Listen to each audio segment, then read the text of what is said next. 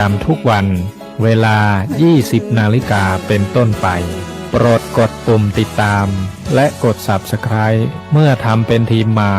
เราจะได้พบกันเพื่อรับฟังสารธรรมข้อคิดดีๆมากมาย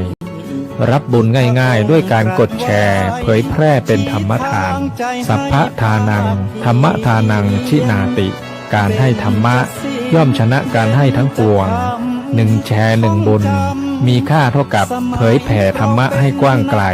แชร์ไปมากยิ่งได้บุญมากเป็นการเปิดโอกาสให้คนได้รับฟังธรรมพบปัญญามีความสุขพ้นจากทุกข์ด้วยการฟังธรรมะมาทวงคำมันหมู่บ้านศีลห้าคือเป็นพันธะศีลธรรมนำสุขหมดไปเสียแล้วดังนั้นก็บรรดาท่านผู้ฟังท่านผู้ชมก็จะต้องติดตามมีค่าเท่ากับก็ประมาณ 28,000 บาทต่อปีดังนั้นก็บรรดาท่านผู้ฟังท่านผู้ชมก็สามารถที่จะร่วมมีส่วนร่วมในการให้กำลังใจซึ่งในช่วงนี้ในคืนนี้ก็ออกอากาศที่อาคารพระธรรมสิทธาจารย์อาคาร5 ชั้นวัดพระสิงห์วรมหาวิหารอำเภอเมืองจังหวัดเชียงใหม่ซึ่งบรรยากาศวันนี้ก็โดยวิภาน้องน้ำก็ครึ้มตลอดทั้งวันตกตลอดฉะนั้นก็ด้วยความปรารถนาดีจากช่องธรรมะเป็นทีมทีวีออนไลน์ของเราก็ขอส่งกำลังใจไปถึงพี่น้องทั้งภาคเหนือ8 จังหวัดภาคเหนือของเราที่ได้รับผลกระทบไม่ว่าจะเป็นจังหวัดเชียงรายพะเยาน่านแพร่ลำพูนลำปางอะไรต่างๆที่แล้วก็ที่ระหว่างสายน้ำต่างๆไม่ว่าจะเป็นปิงวังยมน่านนี่นะเมื่อกี้ก็ได้คุยนอกรอบกับทางสุโขทัยทางท่านในอำเภอก็บอกว่าน้ำทางน้ำยมก็เตรียมตัวเหมือนกันฉะนั้นเดี๋ยวเราจะมาคุยกันฉะนั้นก็บรรดาท่านผู้ฟังผมก็สามารถที่จะให้กำลังใจโดยการส่งข้อความมาทางอินบ็อกซ์ว่าแต่ละพื้นที่เป็นอย่างไรบ้างชัดเจนบ้างไหมหรือว่าถ้าอยากจะสนทนากับผู้ร่วมรายการของเราก็สามารถโทรเข้ามาคุยทางหน้าจอก็ไปที่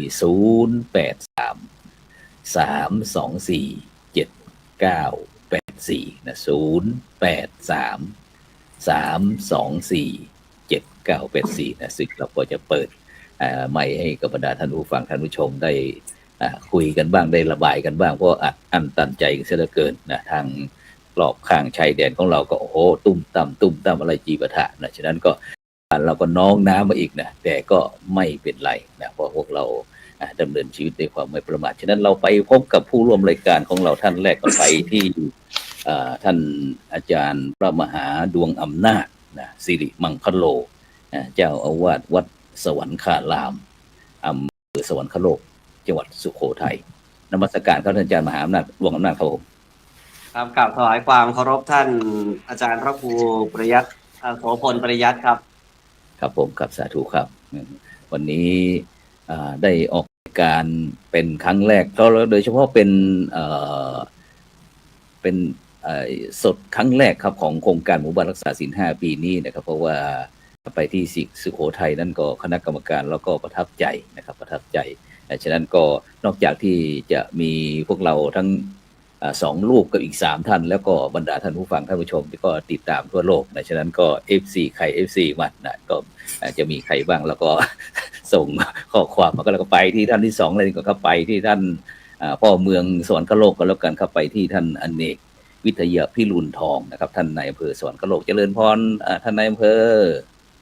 ครับกราบนมัสการพระครูโสพลประยัติครับด้วยความเคารพอย่างสูงครับท่านพระมหาดวงอำนาจสิริมังคโลครับสาธุวันนี้ FC ท่านนายอำเภอก็คงจะตามมาอีกนะไปที่ท่านชาตรีวัดอินบุรันปลัดเทศบาลเมืองสวรรคโลกวันนี้ได้เป็นตัวแทนท่านนายกเทศมนตรีเมืองสวรรคโลกท่านสมชาติลิ้มประพันธ์เจริญพรท่านปลัดเทศบาลนมัสการพระครูโสพลปริยัตินะครับแล้วก็นมัสการท่านมหาดวงอำนาจแล้วก็เรียนท่านนายอำเภออเนกนะครับที่อยากคุณขอแล้วก็ คุณพ่อสังวานชาญพิชิตสาธุสาธุเอาไปที่น้องเล็กเราเลยนะไปที่คุณโยมสมสังวานยะชาญพิชิตนะผู้ทรงคุณวุฒิชุมชนวังพินพาดหรือว่าวัยวัจกรวัดสวรรคารามเจริญพรท่านพ่อสังวานครับพระสการพระคุณเจ้าครับ แล้วก็กราบสวัสดีกับผู้ร่วมรายการทั้งหมดนะครับวันนี้อยู่วัดหรือว่าอยู่บ้านเนี่ยตอนนี้อยู่บ้านครับอยู่บ้าน โอ้ท่านนายอำเภอจะจ้องเป็นมันเลยเพราะว่าโอ้ยิ่งกว่าอยู่ในห้องพระเครื่องอีกนะท่านครับบังเอิญที่บ้านนี่ทำเป็นห้องเรียนนะครับห้องเรียนรู้เรื่องชีวิตผมพอดีผม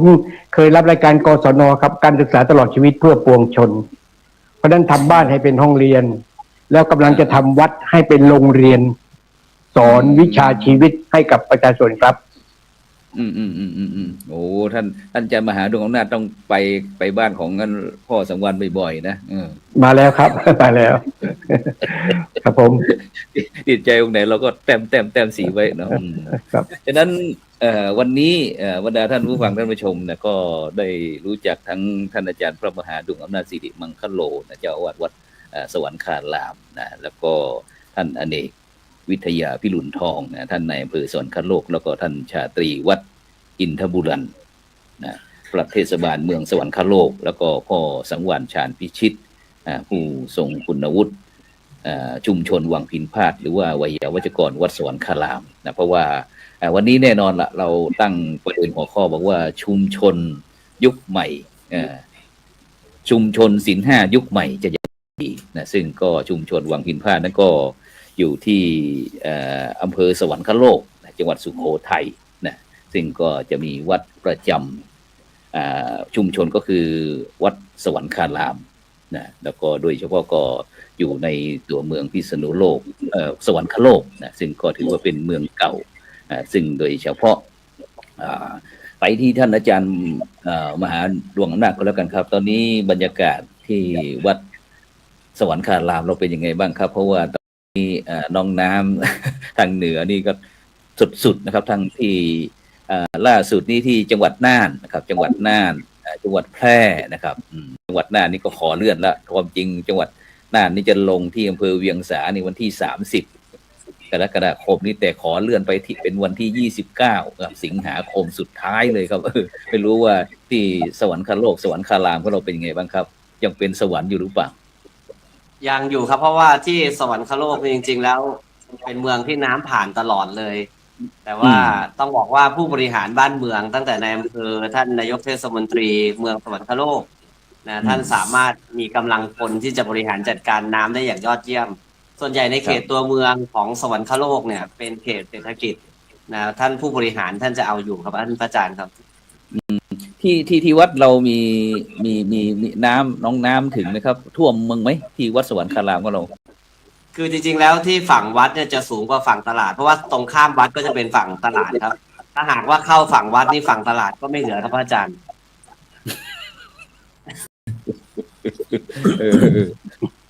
ดังนั้นก็โดยเฉพาะสวรรคโลกนี่เป็น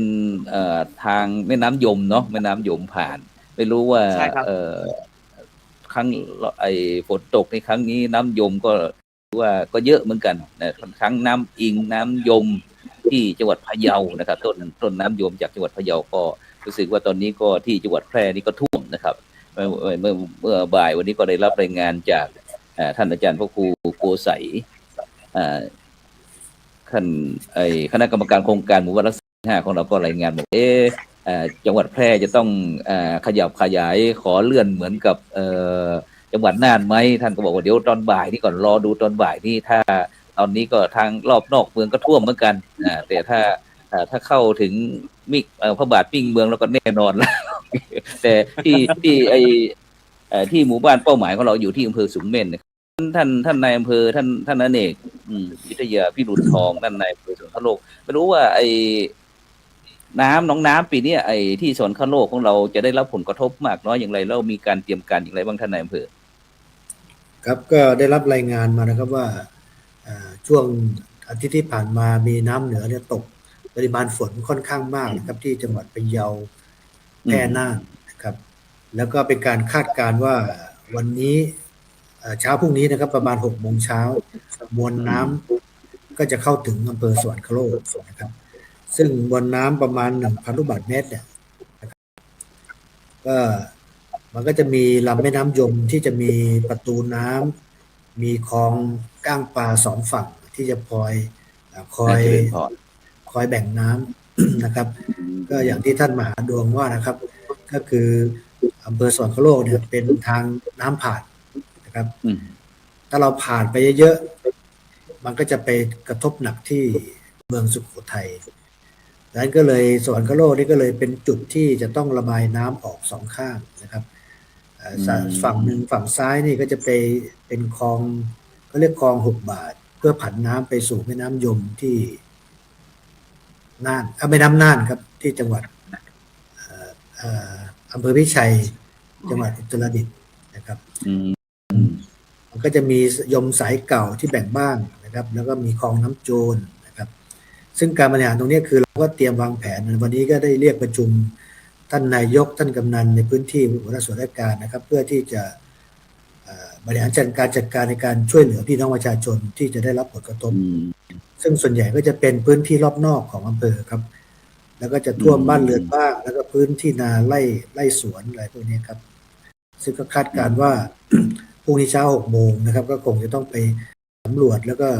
ดูแลพี่น้องที่ได้รับผลกระทบครับผมก็ถือว่าฉะนั้นก็ประกาศแล้วก็ท่านนายอำเภอเนาะประกาศให้บรรดาท่านผู้ฟังท่านผู้ชมพี่น้องชาวสวรรคโลกก็เตรียมเราอย่าจะประมาทเนาะท่านนายอำเภอเนาะอะไรที่มันอยู่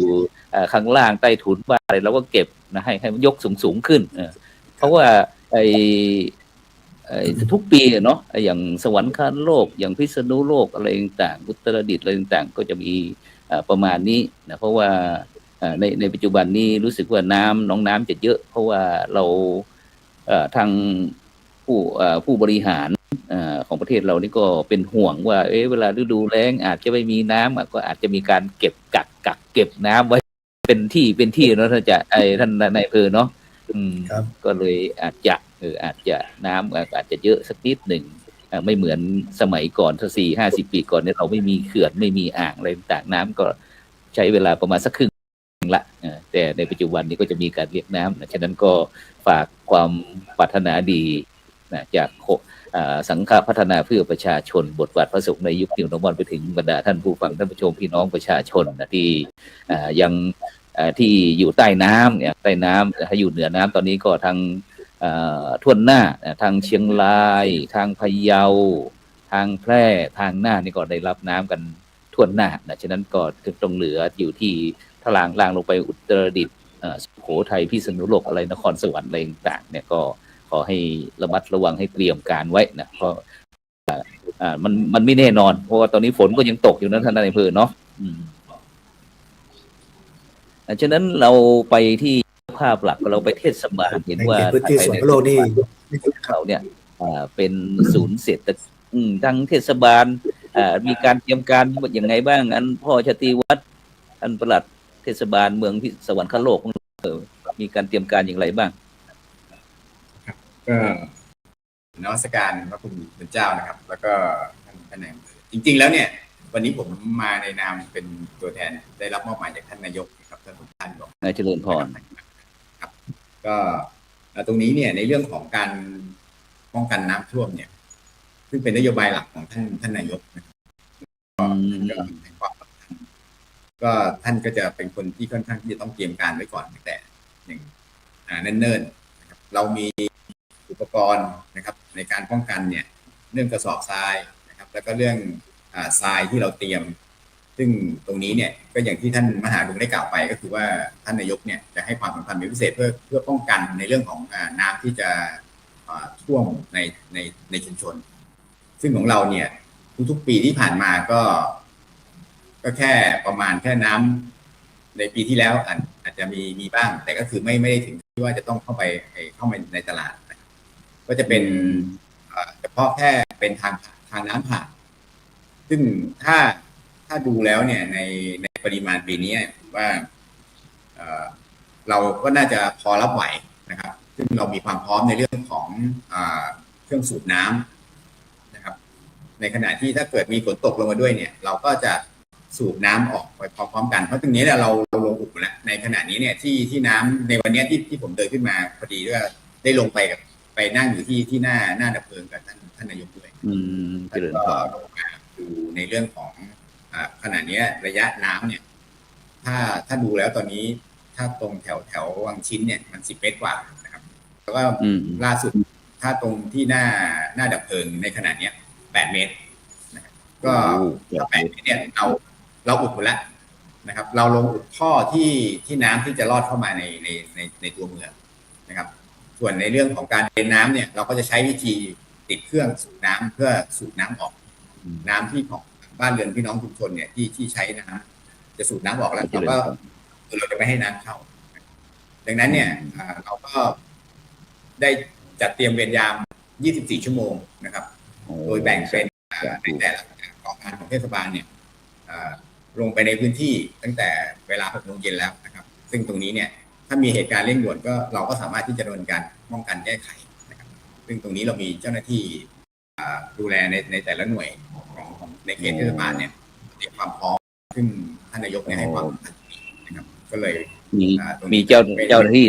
ภัยพร้อมนะตอนนี้นะเทศบาลของเราเนาะพร้อมเนาะพร้อม 100% ทั้งอุปกรณ์เครื่องไม้เครื่องมือต่างๆฉะนั้นก็เดี๋ยวเราจะไปที่ชุมชนก็แล้วกันว่าไปที่ชุมชนวังพิงพาดวังพินพาดก็แล้วกันไปที่พ่อสังวาลพ่อสังวาลชุมชนเราสนุกตกใจบ้างไหมเนี่ยน้องน้ำจะมาแล้วเนี่ยเตรียมตัวส่วนใหญ่ไม่ตระหนกตกใจเพราะว่าเรามั่นใจในเรื่องของการป้องกันนะโดยเฉพาะเทศบาลเป็นผู้นำในการป้องกันแล้วก็นำชุมชนต่างๆเข้าไปร่วมเพราะฉะนั้นเห็นว่าแต่ละวันเนี่ยชุมชนต่างๆช่วยหมุนเวียนกันไปบรรจุถุงทรายมากมายเพราะฉะนั้นทุกปีที่ผ่านมานั้นก็ไม่ค่อยวิตกกังวลเท่าไหร่แต่ปีนี้ก็ไม่แน่เกรงว่าจะมามากนะครับอันนี้เป็นเรื่องของชุมชนเยอะมากครับครับผมฉะนั้นหมายความว่าชุมชนของเราวังพิงพาดของเราก็โล่งใจไประดับนึงแล้วหลังจากที่ตรวจมั่นใจครับงั้นเราไปที่ท่านอาจารย์เจริญพรไปที่ท่านอาจารย์มหาดวงอำนาจก็แล้วกันเพราะว่าในขณะนี้มหาเถรสมาคมนะก็ได้หลวงพ่อเจ้าคณะจังหวัดอะไรต่างๆก็ได้มีหนังสือไปขอความร่วมมือจากวัดวาอารามต่างๆในการที่จะเป็นที่พักพิงชั่วคราวหรือว่าสถานที่ที่จะอำนวยความสะดวกพี่น้องประชาชนที่ได้รับผลกระทบอย่างที่อะไรต่างๆเนี่ยไม่รู้ว่าวัดเราเตรียมบ้างไหมอาจารย์มาดวงอำนาจที่วัดสวรรคารามของเราจริงๆที่วัดนี่ส่วนใหญ่ถ้าน้ำท่วมจะไม่ได้เป็นสถานที่พักพิงพระอาจารย์เพราะว่าในแต่ละตำบลแต่ละเขตเนี่ยก็จะมีวัดอยู่คือสุโขทัยเนี่ยวัดเยอะมากครับแล้วทีนี้ก็คือส่วนใหญ่ของเราเนี่ยจะเป็นด้านการสนับสนุนด้านอาหารมากกว่าท่านเป็นข้าวกล่องน้ำดื่มหรือเวชภัณฑ์จากโรงพยาบาลสวรรคโลกอย่างเงี้ยครับคือจะไม่ได้ตั้งรับว่าให้คนมาพักผ่อนแต่ส่วนใหญ่ก็จะมีพวกทีมกู้ภัย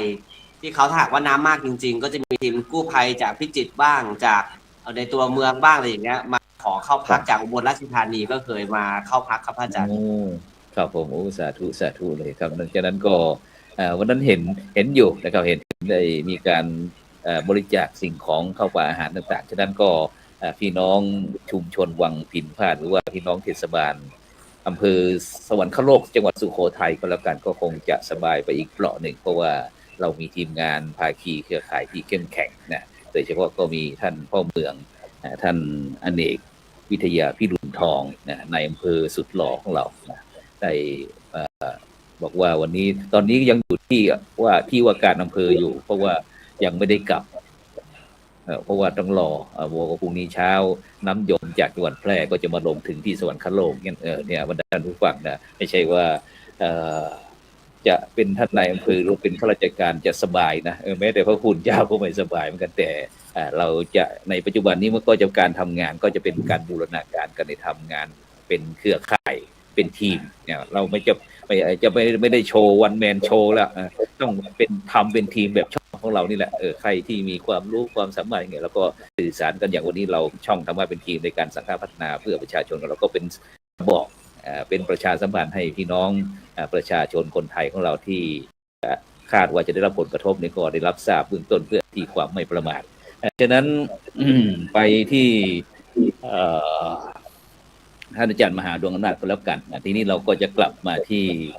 โครงการหมู่บ้านรักษาศีลห้าหรือว่าชุมชนศีลห้าเพราะว่าวันนี้เราตั้ง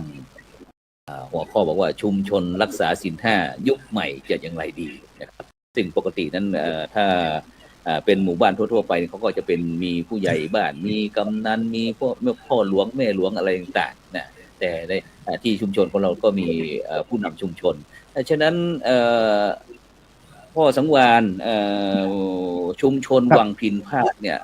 รู้ตัวเบื้องหน้าไหมว่าจะต้องเป็นตัวแทนของจังหวัดสุโขทัยในการที่จะเป็นสถานที่ประเมินตรวจเยี่ยมของโครงการหมู่บ้านรักษาศีลห้าหรือว่าอยู่ๆหลวงคณะสงฆ์ยัดให้อาจารย์มหาดวงอำนาจเลยไปจัดการที่นี่แหละเงี้ยรู้ตัวเบื้องหน้ากันบ้างไหมเนี่ยครับที่จริงไม่รู้ตัวหรอกครับเพราะว่าเป็นมติเห็นว่าคณะสงฆ์เห็นชอบที่จะให้วัดสวรรคารามหรือวัดกลางของเรานั้นเป็นตัวแทนกับชุมชนบางพิพาทแต่ว่าในวิกฤตนี้เราให้เป็นโอกาสที่เราจะต้องได้พัฒนาวัดของเราได้พัฒนาชุมชนให้เข้มแข็งยิ่งขึ้นเพราะฉะนั้นโครงการนี้ก็ถือว่าเป็นโครงการที่เป็นประโยชน์สำหรับวัดสำหรับชุมชนที่จะได้สัมผัสกับ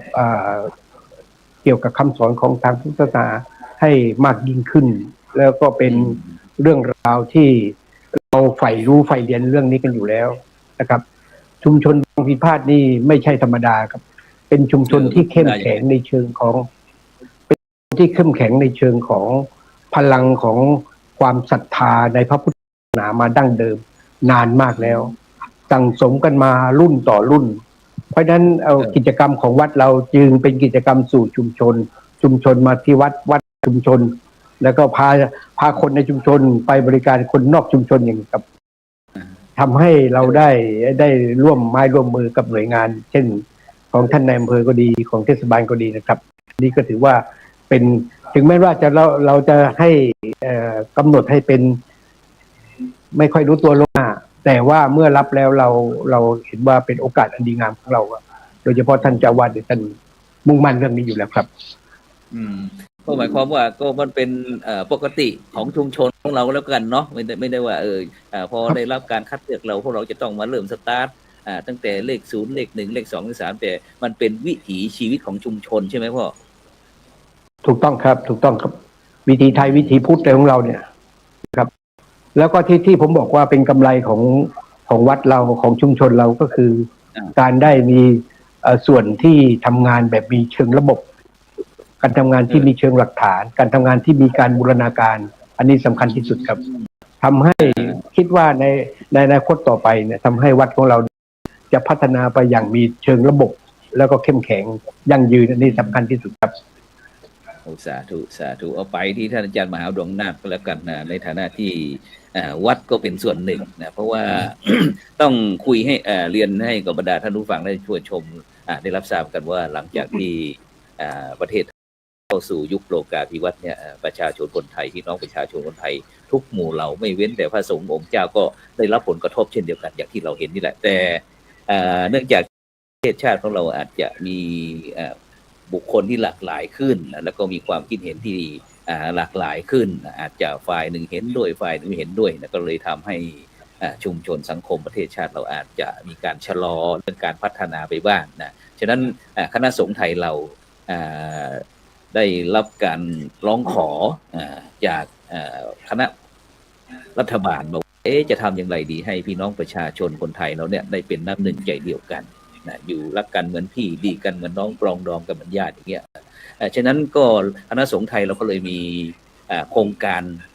โปรเจกต์ใหญ่ๆสองโครงการก็คือเป้าหมายก็คือเรื่องการพัฒนาชุมชน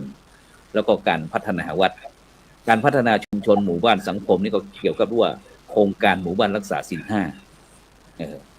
นี่คือเป้าหมายของเราคือเรื่องการพัฒนาพี่น้องประชาชนชุมชนกำนันผู้ใหญ่บ้านระบบราชการทหารจังหวัดทุกสิ่งทุกอย่างที่เข้ารวมเป็นเครือข่ายกันตรงนี้นะส่วนพัฒนาวัดนี่ก็จะเป็นเกี่ยวกับบอกว่าโครงการวัดประชารัฐสร้างสุขดังนั้นก็จะมี2โครงการนี้ควบคู่กันไปโครงการ หมู่บ้านรักษาศีล 5นี่คือการพัฒนาหมู่บ้านให้เป็นระบบอย่างที่พ่อสังวาลได้พูดนะส่วนโครงการวัดประชารัฐสร้างสุขนี่ก็วัด5 สวัดสะอาดอะไรต่างๆเหล่านี้นะสะอาดสว่างสงบอะไรต่างๆเรียบร้อยอะไรต่างๆเนี่ยฉะนั้นอาจารย์มหาดวงนาถครับพอเราได้รับทราบว่าชุมชนวังพินพาดนะครับหรือว่าอะไรนะวังน้อยเหรอเดิมชื่อวังน้อยใช่ไหมครับใช่ครับเดิมชื่อวังน้อยวังเป็นวังน้ำอะครับเป็นวังน้ำอ๋อได้รับการคัดเลือกจากท่านผู้ว่าราชการจังหวัดท่านผู้อำนวยการสำนักงานพุทธศาสนาจังหวัดเจ้าคณะจังหวัดเนี่ยคัดเลือกให้ชุมชนวังพินพาดเนี่ยเป็นชุมชนต้นแบบของคณะสงฆ์ของพี่น้องจังหวัดสุโขทัยเนี่ยเรามีวิธีการอย่างไรโดยเฉพาะเห็นว่าใครๆก็มุ่งมาแต่วัดบอกคือศูนย์รวมทุกสิ่งทุกอย่างอะไรต่างท่านอาจารย์ได้มีส่วนร่วมยังไงบ้างครับกับชุมชนวังพินพาดชุมชนศีล 5ต้นแบบอย่างนี้ครับจริงๆแล้วต้องบอกอย่างนี้ก่อนพระอาจารย์ว่าตั้งแต่เมื่อตอนปลายปีครับหลวงพ่อเจ้าคณะจังหวัดพร้อมด้วยเจ้าคณะอำเภอต่างๆที่รับผิดชอบในโครงการนี้มาปรึกษาลือก่อนว่าจะมอบหมายให้กับวัดสวรรคารามเนี่ยได้ทำหน้าที่ในการเรียกว่าเหมือนกับจัดประกวดนะครับพ่อในโครงการหมู่บ้านรักษาศีล 5เดิมทีก็เอาจริงๆนะครับผมพูดตามตรงเลยว่าจริงๆผมปฏิเสธนะครับเพราะว่าทำไมต้องปฏิเสธเพราะว่าผมมองว่าทำงานของเราเนี่ยผมพูดกับท่านผอ.สังวาล ชาญพิชิตตั้งแต่ผมเป็นเจ้าวาดของพ่อว่าเราจะไม่ส่งวัดเราประกวดใดๆทั้งสิ้นเราจะอยู่ของเราแบบมีความสุขในชุมชนของเราว่าเมื่อใดก็ตามที่มันเข้าสู่กระบวนการหรือโครงการหลวงพ่อมันจะการทำผลงานจะต้องมีทำเอกสารซึ่งผมยอมรับว่าตัวผมไม่เก่งเรื่องเอกสารพอเราไม่เก่งเรื่องเอกสารเราก็จะเกิดความกังวลหลวงพ่อเนาะเพราะว่าทุกที่เป็นโครงการมันจะต้องมีเกณฑ์หลวงพ่อที่ก็เลยแอบปฏิเสธตั้งแต่แรกแต่ว่าสุดท้ายแล้วเนี่ยก็คือเขาก็ยังยืนยันว่าจะให้วัดสวรรคารามเนี่ยเป็นต้นแบบเพราะว่าอาจจะด้วยเนื้องานเพราะว่าในส่วนตัวผมเนี่ยผมทำงานไม่ใช่ว่าเพิ่งทำงานโครงการหมู่บ้านศีล 5ตอนได้รับเมื่อปลายปีหลวงพ่อผมทำงานจิตอาสาจริงๆตั้งแต่ผมเริ่มบวชตั้งแต่ผมบวชใหม่ๆผมก็อบรมค่ายคุณธรรมจริยธรรมตั้งแต่ปี 2544 ครับคือทำงานด้านนี้มาตลอดแล้วพอมาหลังจากนั้นมาก็เริ่มมีความสุขกับการได้มีโอกาสได้ช่วยเหลือสังคมได้ลงชุมชนได้ดูแลผู้ป่วยระยะสุดท้ายได้ดูแลกลุ่มเปราะบางคือมันกลายเป็นความผูกพันระหว่างวัดกับชุมชนซึ่งจริงๆแล้วจะบอกว่าโครงการหมู่บ้านรักษาศีล 5เนี่ยถึงไม่ได้มีโครงการมามอบให้วัดสวรรคารามได้ทำพวกเราก็ทำกันเป็นปกติอยู่แล้วหลวงพ่อเพราะฉะนั้นพอหลวงพ่อมีโครงการมาให้ปั๊บเนี่ยสิ่งที่หลวงพ่อพระครูกับคณะท่านประธานวัดพระธาตุธริพุนชัยที่มาเนี่ยนั่นถึงหลวงพ่อเห็นผมกล้าพูดได้ 100% ว่ามันคือของจริงทั้งหมดไม่มีสิ่งใดเมคขึ้นมาเลยมันเกิดขึ้นจากสิ่งที่พวกเราทำจริงๆถ้าหากว่าหลวงพ่อไปที่อื่นเนี่ยเขาบอกว่าเขาจะหมดเงินกันเป็นแสนหลวงพ่อใช่แสนนี่น้อยไปอาจารย์มหายังไม่มีก็300,000เนี่ย2-3 แสนนั่นแหละใช่ครับอย่างอำเภอศรีสัชนาลัยเนี่ยเขาบอกผมว่าหมดไป200,000 กว่าอำเภอทุ่งเสลี่ยมบอกว่าปีหลวงพ่อเจ้าอำเภอพระครูชัยรัตนบรรพตเจ้าอำเภอท่านบอกว่าของผมหมดไป200,000 กว่าท่านมหาทีนี้พอมาถึงปีของผมเนี่ย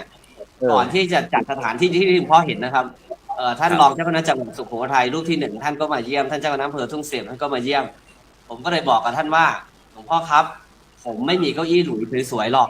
ตัวละ 4,500 บาทผมไม่ได้ซื้อไว้ผมมีแต่เก้าอี้เบาะแล้วคลุมผ้าหลวงพ่อเจ้าคุณรองเจ้าคณะจังหวัดนั่งเก้าอี้เบาะได้ไหมครับเสร็จแล้วเขาก็บอกว่าได้ท่านมหาเอาแบบนี้แหละผมก็เลยเรียนท่านอีกต่อว่าพ่อครับผมไม่มีแก้วเซรามิกสวยๆที่เป็นลายขีดทองพวกเนี้ยถ้าผมไปยืมเข้ามาถ้าแตกผมก็ต้องรับผิดชอบถึงถ้าเขาไม่ให้ผมรับผิดชอบมันแตกมันเสียหายมันเป็นแผลในใจผมที่วัดผมมีแต่แก้วใสๆธรรมดากับน้ำขวดเล็กๆเนี่ยหลวงพ่อเจ้าคุณฉันน้ำจากขวดได้ไหมครับท่านก็เลยบอกว่าได้ท่านอาจารย์มหาทำแบบที่เรามีอยู่นี่แหละมันก็เลยตรงกับคอนเซ็ปต์ที่เราตั้งไว้ตั้งแต่แรกว่าเราจะโตในสิ่งที่เรามีอยู่มันจะไม่เหนื่อยครับหลวงพ่อเพราะฉะนั้นสิ่งที่เราเห็นทั้งหมดที่คณะกรรมการเห็นทั้งหมดนั่นคือของจริงทั้งหมดในการเคลื่อนงานร่วมกันระหว่างวัดชุมชนแล้วก็ในส่วนของบ้านเมืองก็คือเทศบาลด้วยท่านนายอำเภอด้วยมันจึงสามารถที่จะวางแผนทุกอย่างแล้วของที่พ่อเห็นบนศาลาเนี่ยจ จริงๆเป็นของที่เราใช้เป็นปกติอย่างเช่นโต๊ะประชุมของหลวงพ่อเนี่ยผมก็มีกิจกรรมใส่บาตรทุกวันอาทิตย์ต้นเดือน เพื่อเอาไปช่วยเหลือสังคมในกลุ่มเปราะบาง ก็เพียงแค่ย้ายจากจุดหนึ่งไปตั้งจุดหนึ่งให้มันลงตัวมันก็เลยไม่มีความหนักใจในส่วนตรงนี้ครับหลวงพ่อครับดังนั้นก็หมายความว่าสบายเพราะว่าเราทำเป็นปกติใช่ไหมอาจารย์ใช่ครับก็คือถึงไม่มีโครงการเนี้ยเราก็ทำของเราเป็นปกติต่อให้จบโครงการแล้วก็อาจจะรื้ออะไรทำแล้วมันอาจจะค่อยๆหายไปเหมือนไฟไม่ฟางกราบเรียนด้วยความเคารพนะครับแต่ว่าของพวกเราก็ยังคงดำเนินหน้าโครงการต่างๆของเราเหมือนเดิมยังสงเคราะห์ผู้คนยังเหลียวแลผู้คนในชุมชนยังดูแลกลุ่มเปราะบางเหมือนเดิมอย่างเงี้ยครับหลวงพ่อครับครับสาธุครับฉะนั้นเราจะไปที่เทศบาลเมืองสวรรคโลกนะเพราะวันนี้ก็จะมีท่านสมชาติลิ้มประพันธ์นะที่ท่านนายกเทศบาลเมืองสวรรคโลกนะพอดีก็ท่านก็อาจจะติดภารกิจแล้วก็มอบหมายให้คุณโยมชาตรีวัดอินทบุรันปลัดเทศบาลเมืองสวรรคโลกพอพอรู้ว่าทางชุมชนวังพิมพาทย์ได้รับการคัดเลือกเป็นตัวแทนของจังหวัดสุโขทัยนะพ่อชาตรีวัดทางเทศบาลเราเห็นว่าท่านอาจารย์มหาดวงอำนาจบอกว่าโอ้โหนี่แหละหัวใจหลักอยู่ที่เทศบาลเราเนี่ยยังไงมีส่วนร่วมกับโครงการหมู่บ้านรักษาศีล 5หรือว่าชุมชนรักษาศีล 5อย่างไรพ่อครับผมนมัสการนะครับจริงๆวันนี้ท่านนายกก็อยากจะมาให้การสัมภาษณ์ด้วยตัวท่านเองแต่พอดีว่าในช่วงนี้ทางเทศบาลเนี่ยมีภารกิจก็คือในการเตรียมความพร้อมในเรื่องของน้ำแล้วก็ในขณะนี้เนี่ยทางเทศบาลได้จัดงานเวลไลท์ก็คืองานเฉลิมพระเกียรติของในหลวงในรัชกาลที่10นะครับซึ่งวันนี้เป็นวันที่2ท่านก็ยังจะเตรียมกิจกรรมหนึ่งที่อยู่ที่หน้าโรงพยาบาลศูนย์เศรษฐกิจนะครับก็เลยท่านก็เลยได้มอบหมายให้ทางผมเนี่ยได้มาพูดคุยในวันนี้ก็ต้องขอเรียนอย่างนี้นะครับจริงๆแล้วเนี่ยอย่างที่ท่านมหาดวงอำนาจได้พูดไปในเรื่องของหมู่บ้านรักษาศีล 5เนี่ยจริงๆของเรามีทั้งชุมชนแต่เนื่องจากว่าที่พิจารณาตรงนี้ก็คือเราก็ต้องยอมรับว่ามันเป็นเรื่องที่เกี่ยวเนื่องก็คือชุมชนวังพิมพาทย์เนี่ยเป็นชุมชนที่อยู่ใกล้วัดที่อยู่ติดกับวัดเลยนะครับแล้วก็หลายเรื่องที่การทำงานร่วมกันเนี่ยทางเทศบาลโดยท่านนายกสมชาติลิ้มประพันธ์เนี่ยแล้วก็คณะผู้บริหารเนี่ยให้ความสำคัญกับในเรื่องของพุทธศาสนาอยู่แล้วนะครับซึ่งตรงนี้เนี่ยเราต้องยอมรับว่าท่านให้ความสำคัญแล้วก็ใส่ใจทุกเรื่องของชุมชน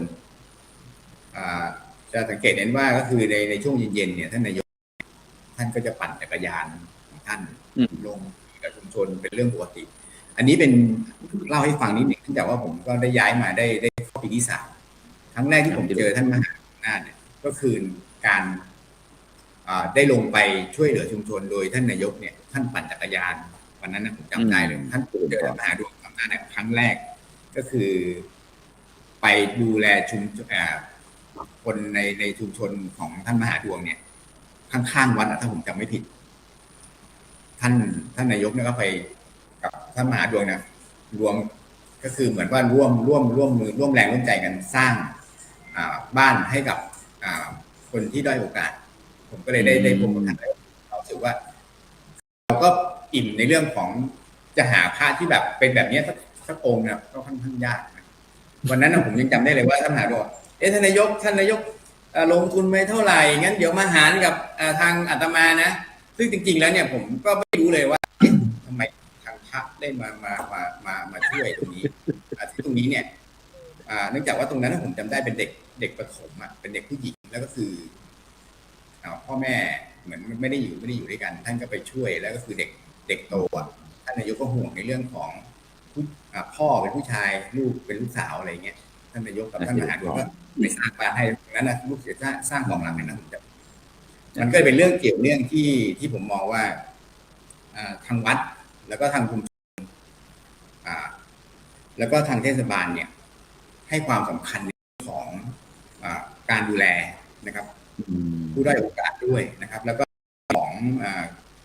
หลายๆเรื่องในเรื่องของยาเสพติดก็ดีอะไรก็ดีที่ตรงนี้เนี่ยผมก็ยืนยันได้ว่า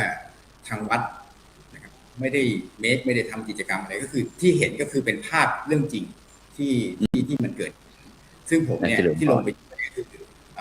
หลายๆกองทั้งกองสาธารณสุขและสิ่งแวดล้อมแล้วคือทางกองสวัสดิการสังคมแล้วก็กองการศึกษาคือพนักงานเทศบาลทุกกองที่ลงไปช่วยเนี่ยก็โดยดำริของท่านนายกนะครับอยากให้เข้าไปช่วยก็คือหมายความว่าอยากช่วยขับเคลื่อนว่าชุมชนตรงนี้เนี่ยก็เป็นชุมชนเทศบาลเพราะจริงๆแล้วไม่มีใครได้มันก็คือได้ด้วยกันทั้งหมดนะครับแล้วก็สิ่งที่เห็นก็คือมันเป็นความภาคภูมิใจซึ่งวันนั้นเนี่ยตัวผมเองเนี่ยก็มีกิจกรรมหลายๆกิจกรรมแต่คือมีความรู้สึกคืออยากไปดูไปทำกิจกรรมแล้วคือก็หล่อหลอมในเรื่องของการทำงานเพราะตรงนั้นเนี่ยมันจะรวมเป็นถึงบวรนะครับซึ่งท่านนายกให้ความสำคัญการศึกษาอยู่แล้วท่านจะเห็นว่าโรงเรียนของเทศบาลเนี่ยก็จะอยู่ในวัดเกือบทุกแห่งเลยนะครับแล้วตรงนั้นก็จะมีโรงเรียนที่อยู่ในวัดทางวัดก็จะได้ร่วมด้วยช่วยกันแล้วก็คือทางชุมชนก็ได้เอาตัวชุมชนเองที่มีความรู้ความสามารถก็เข้ามาสอนลูกหลานเขาอ่ะในโรงเรียนอ่ะทำเป็นที่ผมเห็นก็คือน่าจะเป็นพวงมาลัยนะครับวันที่เขาทำ100พวงมาลัยก็เป็นเด็กที่อยู่ในโรงเรียนด้วยนะครับแล้วก็มันก็เป็นสถานการณ์จริงถามว่านางรำที่เกิดขึ้นวันนั้นที่ไปต้อนรับซึ่งตรงนี้เนี่ยก็เป็นเรื่องจริงเพราะว่าของเราเนี่ยมีงานสมโภชศาลหลักเมืองอยู่เป็นประจำนะครับไอ้ลำวงสวรรคโลกตรงนี้ก็คือพี่น้องชุมชนที่อยู่ในตรงนี้บางมินพาดหรือในใกล้เคียงเขาก็มีการแสดงออกก็คือรวมตัวกันมาลำกันอยู่แล้วนะครับก็ตรงนั้นก็ถือเป็นความสำคัญแล้วก็คือก็ต้องยอมรับว่ากิจกรรมที่เกิดขึ้นเนี่ยเป็นการบูรณาการก็คือโดยการหลอมรวมใจนะครับจากพันมหาดวงนี่แหละที่เป็นเชื่อมต่อแล้วก็ท่านนายอำเภอนะครับท่านก็ได้เข้าไปประชุมถ้าผมจำไม่ผิดก็คือได้เข้าไปคุยไปประชุมแล้วก็คือทางวัดเนี่ยมีกิจกรรมท่านนายอำเภอก็ไปนะครับบวชถ้าผมจำไม่ผิดคือบวชร้อยเกวียนเพราะท่านนายอำเภอก็เพิ่งมานะครับท่านก็ให้ความสำคัญในเรื่องกิจกรรมตรงนี้แล้วก็กิจกรรมประเพณีลอยกระทงที่อยู่หน้าวัดนะครับก็ตรงนี้ก็คือเกิดจากชุมชนในการหลอมรวมกันโดยวัยวัจกรคือพ่อสังวานเนี่ยต้องยอมรับว่าท่านมันก็เป็นครูคนหนึ่งนะครับในเรื่องของการเก็บในการเล่าประวัติแล้วก็คือการเก็บข้อมูลที่เอามาหลอมรวมกันตรงนี้มันเลยเกิดเป็นภาพที่มองว่าการทำงานที่เกิดขึ้นเนี่ยมันไม่ได้มีการแบบสร้างภาพกิจกรรมที่เดินขึ้นเกิดขึ้นมันเกิดขึ้นโดยธรรมชาตินะครับล้อเกวียนที่ทางกรรมการไปนั่งซึ่งตรงนี้ก็ทางมหาดวงอำนาจเนี่ยก็ได้รวบรวมมาในปีแรกที่ผมเห็นก็คือน่าจะ20 กว่าเกวียนนะครับพอในปีที่ผ่านมาเนี่ย40 กว่าเกวียนก็คือกิจกรรมตัวนี้เป็นการเฉลิมพระเกียรติด้วยแล้วก็มีพี่น้องชุมชนธาตุแล้วก็ญาติโยมที่อยู่ต่างๆที่มาร่วมทำกิจกรรมซึ่งตรงนี้เนี่ยการทำกิจกรรมในเรื่องของการแจกข้าวสารหรืออะไรก็ดีตรงนี้ทางวัดก็ได้ทำอยู่แล้วก็คืออย่างที่ท่านมหาดวงเคยพูดว่าน้ำท่วมที่เกิดขึ้นก็คือท่านมหาดวงอำนาจแค่ประชาสัมพันธ์อยากจะทำข้าวห่อหรือทำข้าวกล่องตรงนี้ก็คือพี่น้องชุมชนมาร่วมด้วยช่วยกันโดยไม่ได้มีสินจ้างรางวัลก็คือมาทำด้วยใจนะครับถ้าผมจำไม่ผิดทั้ง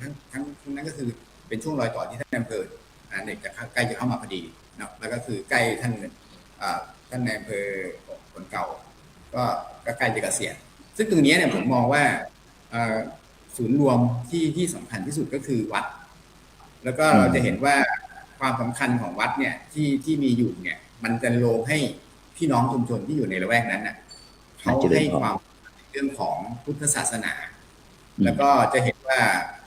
ในทุกวันพระหรือมีกิจกรรมที่เกิดขึ้นเนี่ยผมก็จะเห็นคุณพ่อสังวานเนี่ยท่านก็จะอยู่ที่วัดตลอดแล้วก็มีคุณพ่อหลายๆคนก็คือผู้สูงอายุที่อยู่ตรงเนี้ย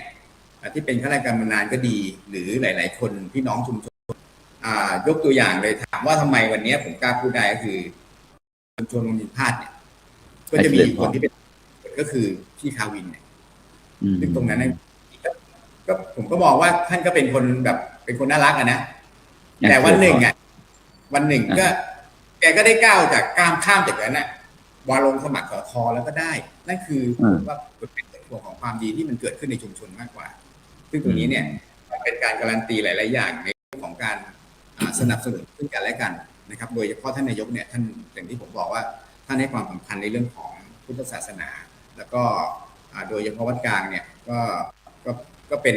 นิมิตหมายที่ดีก็คือจริงๆแล้วเนี่ยเราก็ยังมองว่ายังไงก็ตามก็อยากจะให้มหาดวงเนี่ยอยู่ตรงนี้แล้วก็คืออยากให้ช่วยกันพัฒนาถ้ามีอะไรที่ทางเทศบาลโดยท่านนายกของชาตินิรพันธ์เนี่ยท่านช่วยได้ผมว่าท่านไม่ขาดในเรื่องของการให้การสนับสนุนแน่นอนนะวันนี้เนี่ยผมก็ยังการันตีแล้วก็บอกกับทางท่านพระครูนะครับสิ่งที่เกิดขึ้นทุกวันนี้ก็คือมันเป็นเรื่องจริงที่มันเกิดขึ้นแล้วก็ทำกันโดยถึงท่านจะไม่มีกรรมการมาตรวจทางวัดก็ทำอยู่แล้วทางเทศบาลก็ทำอยู่แล้วนะครับก็คือมันก็ประจวบมันก็เดินไปด้วยกันได้ครับผมสาธุสาธุมากสาธุงั้นเราจะไปที่พ่อเมืองบ้างเพราะว่าตรงนี้มันเป็นตัวแทนของจังหวัดนะซึ่งก็จะมีท่านผู้ว่าการจังหวัดเป็นประธานเงี้ยไปที่คุณโยมอเนกวิทยาพิรุณทองท่านนายอำเภอพ่อเมืองสวรรคโลกพอรู้ว่าชุมชนวังพินพาดพ่อนายอำเภอรู้สึกหนักอกหนักใจบ้างไหมเนี่ยก็โอ้โหตายเลยคราวนี้สวรรคโลกเราต้องจะต้องใหญ่แล้วอย่างเงี้ยอย่างนี้เป็นต้นเป็นยังไงบ้างว่าความรู้สึกของท่านนายอำเภอพอได้รับทราบข่าวต้องกล่าวนมัสการอย่างนี้นะครับว่าจริงๆแล้ววัดศีลห้าเนี่ยผมได้รับทราบข่าวมานานแล้วเขาเลือกวัดกลางนะครับจากตัวเจ้าที่ของสำนักพุทธนะครับเขาเลือกวัดกลางแล้วก็หายไปนานเลยนะผมก็คิดว่าเขาคงไม่เอาแล้วมั้งจนวันหนึ่งก็มีหนังสือมาก็เชิญไปร่วมประชุมนะครับซึ่งวันที่ประชุมเนี่ยก็จริงๆแล้วก็ยังไม่ค่อยเข้าใจในคอนเซ็ปต์นะครับในชุมชนว่าคำว่าบ้านศีลห้าเราจะทำไงแล้วเราก็เป็นหลงของต้องขออนุญาตกล่าวนะทางสำนักพุทธเนี่ยเขาก็จะแนะนำให้เราเนี่ยตกแต่งให้สวยต้อนรับให้ดีเน้นเป็นเรื่องของความสวยงามนะครับผมฟังกันนานเลยนะท่านมหาท่านก็ฟังนานเลยจนสุดท้ายผมก็ต้องขออนุญาตถวายคำแนะนำถวายความเห็นนะครับว่าเรื่องของเราต้องเข้าใจคำว่าหมู่บ้านศีลห้าคำว่าหมู่บ้านศีลห้าเนี่ยมันไม่ได้เขาจะไม่ได้มาดูรูปลักษณ์เขาจะต้องดูเรื่องว่าในชุมชนนั้นเนี่ยรักษาศีลห้าอย่างไรแล้ววัดมีส่วนร่วมในการที่จะดึงญาติโยมมาเนี่ยให้เข้าถึงศีลห้าอย่างไรรวมถึงหน่วยงานว่าจะเป็นเทศบาลนะหรือหน่วยงานอื่นๆครับที่จะเข้ามาเนี่ยเขามีส่วนร่วมอะไรบ้างนะครับอันนี้ท่านเจ้าคณะจังหวัดนะหลวงพ่อจังหวัดก็ยังบอกจริงที่ท่านพูดถูกคือเราจะไปหลงประเด็นว่าเราจะตกแต่งต้อนรับยังไงให้สวยงามให้ประทับใจจริงๆแล้วมันไม่ใช่มันไม่มีคะแนนครับเหมือนที่มหาหลวงว่าทุกสิ่งอย่างที่ท่านมหาทำในเรื่องของการต้อนรับเนี่ยไอ้นี่คือทุกสิ่งอย่างคือมันมีอยู่แล้วว่าจะเป็นเกวียนทั้ง40 เล่มการแสดงกลองยาวของเด็กๆซึ่งของชุมชนรวมถึงการต้อนรับรวมถึงข้าวของในการจัดสถานที่ก็เป็นวัสดุของวัดทั้งสิ้นทีนี้สิ่งที่สามารถดำเนินการได้คือผมมั่นใจว่าวัดกลางสามารถที่จะประกวดได้ด้วยหนึ่งวัดเป็นวัดเก่าแก่มีอัตลักษณ์ของตัวเองมีเรื่องเล่ามีประวัติศาสตร์อีกสองก็คือเจ้าวาดเป็นผู้นำที่แท้จริงท่านจะสังเกตเห็นนะครับว่าถ้ามหาดวงเนี่ยต้องการทำอะไรสักอย่างเนี่ยแค่ปัดไม้มีไม้อันเดียวเนี่ยญาติโยมพร้อมที่จะช่วยมีส่วนร่วมสาธุช่วงน้ำท่วมปีที่แล้วข้าว10,000 กล่องเนี่ย10,000 กล่องไม่ใช่ทำง่ายๆนะครับใช่ถ้าคนไม่มีบารมีจริงทำไม่ได้อันนี้และอีกอย่างนี่คือไม่ว่าจะเป็นกิจกรรมเป็นประเพณีเรื่องของการบวชบรรพชานะช่วงสงกรานต์ครับก่อนสงกรานต์นะที่ผมได้ไปร่วมนะครับแล้วก็ทำอย่างยิ่งใหญ่นะครับแล้วก็มีคนโดยที่ว่าไม่ได้พูดที่บทฟรีนะครับทางวัดจัดการให้หมดผมก็ยังร่วมทำกับท่านมหาหลวงไปด้วยนี้ก็มามองว่าเมื่อเราเข้าสู่ประเด็นว่าเราจะทำยังไงที่จะมีกิจกรรมโชว์ เพราะฉะนั้นในวิดีทัศน์ดีก็ดีรวมถึงคุณลุงสองวานที่พรีเซนต์ไปก็ดี นั่นคือเป็นกิจกรรมที่เขาทำอยู่แล้วแต่เขาไม่รู้ว่าจะดึงมาอย่างไรแล้วก็ไม่คิดว่าจะต้องดึงมาโชว์จริงๆแล้วมันมีวิถีของชุมชนบินพาดอยู่แล้วที่เขาทำเป็นประจำแต่เพียงว่าเราไม่สามารถที่จะดึงมาโชว์เราไปมองกับว่ามองในรูปของความสวยงามการต้อนรับที่ประทับใจนั่นแหละตัวนี้ต่างหากที่จะเป็นคะแนนได้อย่างได้คุณลุงสงวานที่ได้พรีเซนต์ผมก็เป็นวายาวัจกรเก่านะสมัยผมอยู่แต่ได้ลุงสังวานเนี่ยวายาวัจกรที่มีภูมิความรู้เป็นปราชญ์ชาวบ้านรู้แม้กระทั่งตึกฝรั่งหลวงพ่อเรืองฤทธิ์ประวัติหลวงพ่อเรืองฤทธิ์แล้วก็ศาลาของหลวงพ่อที่ท่านเป็นเจ้าคณะจังหวัดองค์แรกของสวรรคโลกท่านเก่งมากพรีเซนต์โดยไม่ต้องอ่านเลยครับพรีเซนต์มาจากใจมาจากความรู้สึกมาจากประสบการณ์ล้วนๆนี่ตรงที่ว่าได้ความประทับใจพระเดชพระคุณท่านพระเทพรัตนนายกนะครับแล้วก็ท่านเจริญพรท่านพระเทพรัตนพรนะที่เจ้าวาดวัดตักฟ้าเนี่ยนี่คือตำแหน่งที่นะครับสามารถดึงคะแนนได้นะแล้วผมก็เชื่อมั่นว่าในการสนับสนุนของท่านนายกสมชาติเนี่ยก็ต้องบอกการนมัสการนะครับว่าวัดนี้เป็นวัดประจำตระกูลอาจจะเป็นประจำตระกูลของท่านนายกสมชาติท่านมีกิจกรรมอะไรท่านก็จะมาทำกิจกรรมที่บ่อยครั้งว่าท่านเสียงงานจะขาดหายสักนิดหนึ่งกันท่านเป็นนายกมามากกว่า40 ปีเนี่ยเป็นนายกมากกว่า40 ปีเนี่ยไม่ธรรมดานะครับผู้คนก็ยังรักอยู่ดังนั้นการที่มีกิจกรรมหมู่บ้านศีล 5ที่วังปิ่นพาดเนี่ยมันครบประกอบครับ1 วัด 2 เจ้าวาด 3 ชุมชน 4 หน่วยงานที่สนับสนุนนะครับเพราะนั้นเนี่ยมันก็เป็นภาพอย่างที่เห็นด้วยความประทับใจและผมก็ยังประทับใจนะครับว่าเรามีหมู่บ้านศีล 5ด้วยผลงานจริงๆผลงานจากไม่มีเมคไม่มีย้อมแมวไม่มีเขาเรียกว่าผักชีโรยหน้าอันนี้คือไม่ใช่ออร์แกนไนซ์ครับแต่เป็นยุคปัจจุบันไม่ใช่ออร์แกนไนซ์อันนั้นก็คือทุกส่วนมีส่วนร่วมเป็นองค์ประกอบเป็นหมู่บ้านศีล 5ที่สมควรและที่ได้รับคำชมจากท่านเจ้าคุณนะแล้วก็ท่านคณะกรรมการผมก็ยังภูมิใจนะครับว่า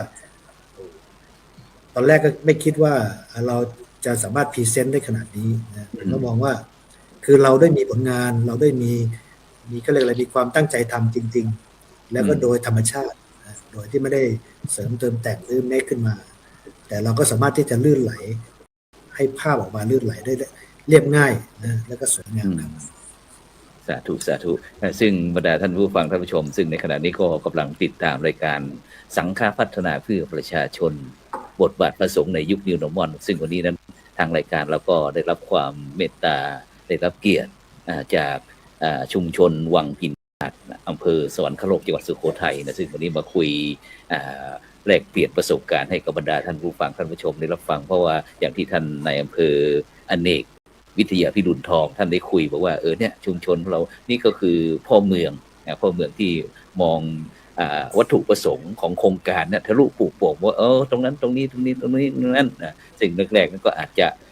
มองว่าต้องสวยงามต้องเรียบร้อยต้องต้อนรับให้ดีอะไรต่างๆพอดีท่านนายอำเภอท่านตีโจทย์แตกก็เลยมาเป็นการนำเสนออะไรต่างๆฉะนั้นก็ทุกสิ่งทุกไม่ว่าจะเป็นทั้งเทศบาลทั้งที่วัดทั้งชุมชนทั้งพ่อเมืองอะไรต่างๆพร้อมทั้งพี่น้องประชาชนทุกสิ่งทุกอย่างมันลงตัวนะฉะนั้นโดยเฉพาะในวันนั้นที่ชุมชนวังพินพาดนะซึ่งได้ยินพ่อสังวาน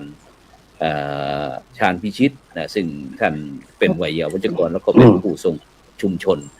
ซึ่งวันนั้นนะพ่อสังวานวันนั้นเราเอาของดีๆของชุมวังพินพาดของเราชุมชนวังพินพาดเราเอามาเสนออะไรบ้างวันนั้นพ่อ ครับ ของดี คือ ของเรามี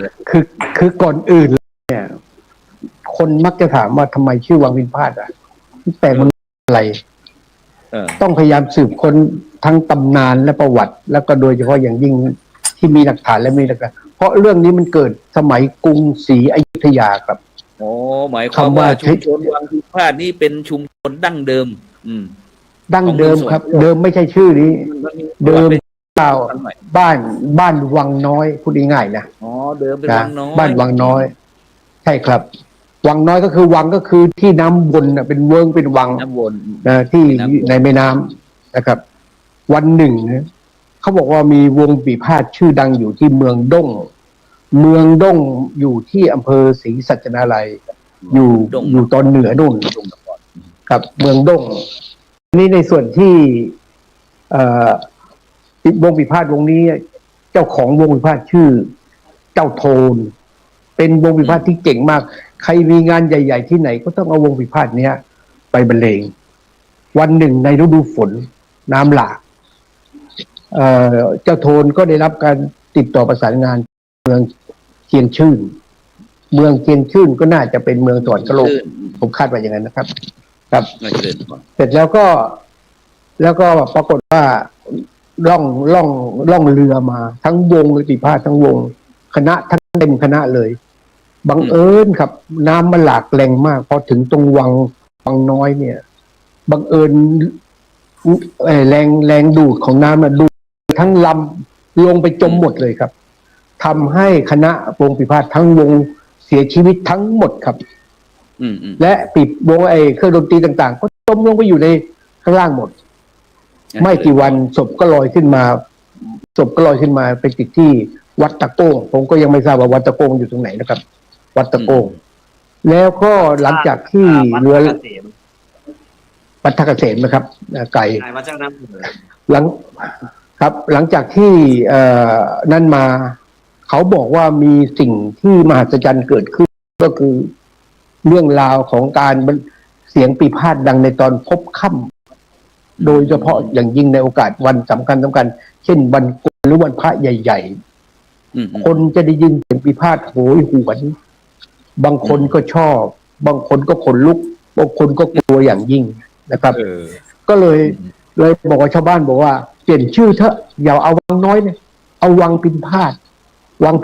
ชื่อมันเหมาะดีนะครับอันนั้นก็เป็นชื่อที่มาที่ไปของวังพินพาทย์จนถึงปัจจุบันนี้นะครับและอีกประการหนึ่งที่ผมจะพูดถึงโครงการนี้เนี่ยเนื่องจากว่าในฐานะวัยยาวัชกรเนี่ยเป็นตัวประสานงานในแง่ของนโยบายของวัดลงสู่คณะกรรมการลงสู่ชุมชนผู้ปฏิบัติอันนี้สำคัญยิ่งเพราะว่าถ้าหากว่าวัยยาวัชกรได้ทำหน้าที่อย่างสมบูรณ์แบบนะครับก็จะทำให้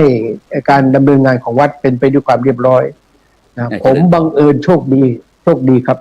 อยู่เป็นผู้อำนวยการกศนในภาคเหนือทั้งหมดแพร่ผมเคยไปบ่อยนะครับเพราะเป็นผู้อำนวยการกศนภาคเหนือลำปางคุม17จังหวัดก็จึงได้มีโอกาสไปพระแม่สอนมาผมก็รู้จักหมดนะครับนั้นแต่ว่าจิตใจผมเนี่ยอยากจะมาช่วยวัดก็วันหนึ่งเมื่อปี54ก่อนผมเกษียณประชุมกันที่อำเภอศรีนครวัดราชสัทธาธรรมของเจ้าคณะจังหวัดผมประกาศท่ามกลางสงฆ์ในที่ประชุมนั้นสงฆ์ทั้งจังหวัดนะครับว่าหากว่าผมเกษียณแล้วผมจะไปช่วยวัดกลางคือวัดสวรรคารามแล้วเมื่อผมเกษียณแล้วผมก็มาตั้งแต่บัดนั้นจนบัดนี้ครับก็ถือว่าได้มาช่วยและมีความสุขที่สุดเพราะมาเจอวัดนโยบายของท่านเจ้าวาดรวมทั้งกรรมการเดิมนะครับเป็นเรื่องของการทำประโยชน์เพื่อสังคมช่วยตระกูลแล้วก็เอาหลักธรรมมาเป็นสิ่งที่ยึดเหนี่ยวในชีวิตประจำวันอันนี้ถูกใจมากเรามีประสบการณ์ด้านการวางแผนบริหารจัดการติดตามประเมินผลก็เอานี้เรามาใช้ทำงานกับท่านเจ้าวาดนั้นเจ้าวาดก็เป็นคนวางแผนแล้วก็ปรึกษาหารือคณะกรรมการทำเสร็จผมนะครับมีหน้าที่ประเมินว่าสิ่งที่ทำไปมันขาดอะไรสิ่งที่ทำไปบกพร่องไหมสิ่งที่ทำไปมันดีแล้วอะไรอย่างเงี้ยอย่างที่ ท่านมาตรวจวัดคราวที่แล้วเมื่อวันที่22อันนั้นแหละครับเป็นตัวประเมินผมก็คุยกับท่านเจ้าวาดนี่แหละครับ ที่สิ่งผลงานที่เราเกิด ก็คิดว่าเราเห็นว่าการศึกษาเนี่ยเป็นเรื่องสำคัญยิ่ง โดยเฉพาะผมอยู่กศนเขาเรียกว่าการศึกษาตลอดชีวิตเพื่อปวงชนการศึกษาไม่ใช่หมายถึงว่าการเรียนหนังสือแต่เป็นการเรียนรู้จากสิ่งต่างๆมากมายนะครับ เพื่อปวงชนเพื่อคนทุกคน เราจึงต้องทำวัดของเราให้เป็นศูนย์กลางการเรียนรู้ตลอดชีวิต ผมใช้คำว่าห้องเรียนเงินล้านเพราะโบสถ์ก็เป็นล้านครับล้านนะครับเพราะฉะนั้นกศนเองหรือว่าประชาชนเองไม่ต้องไปเอางบประมาณของวัดของราชการมาสร้างแล้วครับเพราะมันมีอาคารอยู่แล้วนะอันนี้แต่ว่าเรื่องราวที่จะเรียนนั้นสิ่งที่สำคัญที่สุดคือเรื่องราวศาสนาศิลปะวัฒนธรรมขนบธรรมเนียมประเพณีและวัฒนธรรมอันนี้เป็นเรื่องสำคัญวัดจึงต้องมีหน้าที่ส่งเสริมชักจูงสนับสนุนช่วยเหลือเกื้อกูลให้สังคมเราเป็นอย่างนี้เพื่อนะครับเพื่อให้สังคมอยู่ร่วมกันอย่างมีความสุขเป็นมิติเดียวกับหมู่บ้านรักษาศีล 5เอาศีล 5มาประคับประคองเพื่อให้คนอยู่ร่วมกันอย่างมีความสุขเป็นพลังในการพัฒนาตนเองครอบครัวและสังคมอันนี้เป็นมุมกว้างนะครับเพราะฉะนั้นก็คิดว่าได้มาช่วยเป็นวิทยาวัยกรวัดนี้นะครับวัดนี้ผมการันตีได้ว่าเรื่องของการค่าใช้จ่ายอะไรต่างๆนั้นเข้าระบบหมดผมอ่านดูที่มติของเถรสมาคมออกมาแล้วให้สำนักพุทธ1 2 3 4แต่เราโชคดีเราทำอยู่แล้วเราก็สบายใจนะครับอันนี้เป็นเรื่องราวโดยเฉพาะอย่างยิ่งอีกเรื่องหนึ่งที่ผมเห็นว่าเป็นประโยชน์ยิ่งก็คือบ้านวัดโรงเรียนนะครับบวรเราฝึกเด็กตั้งแต่เล็กวัดของเราเป็นศูนย์กลางการเรียนรู้ของเด็กวัดของเราเป็นศูนย์กลางการเรียนรู้ของเยาวชนวัดของเราเป็นศูนย์กลางการเรียนรู้ของประชาชนนั่นคือกศนก็มาเรียนที่นี่ที่ผมใช้คำว่าห้องเรียนเงินล้านนะครับมาเรียนที่นี่เมื่อจบหลักสูตรเมื่อจบคอร์สเมื่อจบวันเมื่อจบอะไรต่างๆนั้นจะต้องให้เจอกับท่านเจ้าวาดในโบสถ์เป็นการเหมือนว่าถ้าแจกประกาศก็แจกในโบสถ์ครับสอดคล้องอันนี้เป็นเรื่องราวประกอบกับชุมชนที่นี่เข้มแข็งทั้งหน่วยงานที่ช่วยผมเนี่ยสัมผัสกับนายอำเภอครั้งแรกผมดีใจมากนายอำเภอที่ใจดีนายอำเภอที่มีอัธยาศัยไมตรี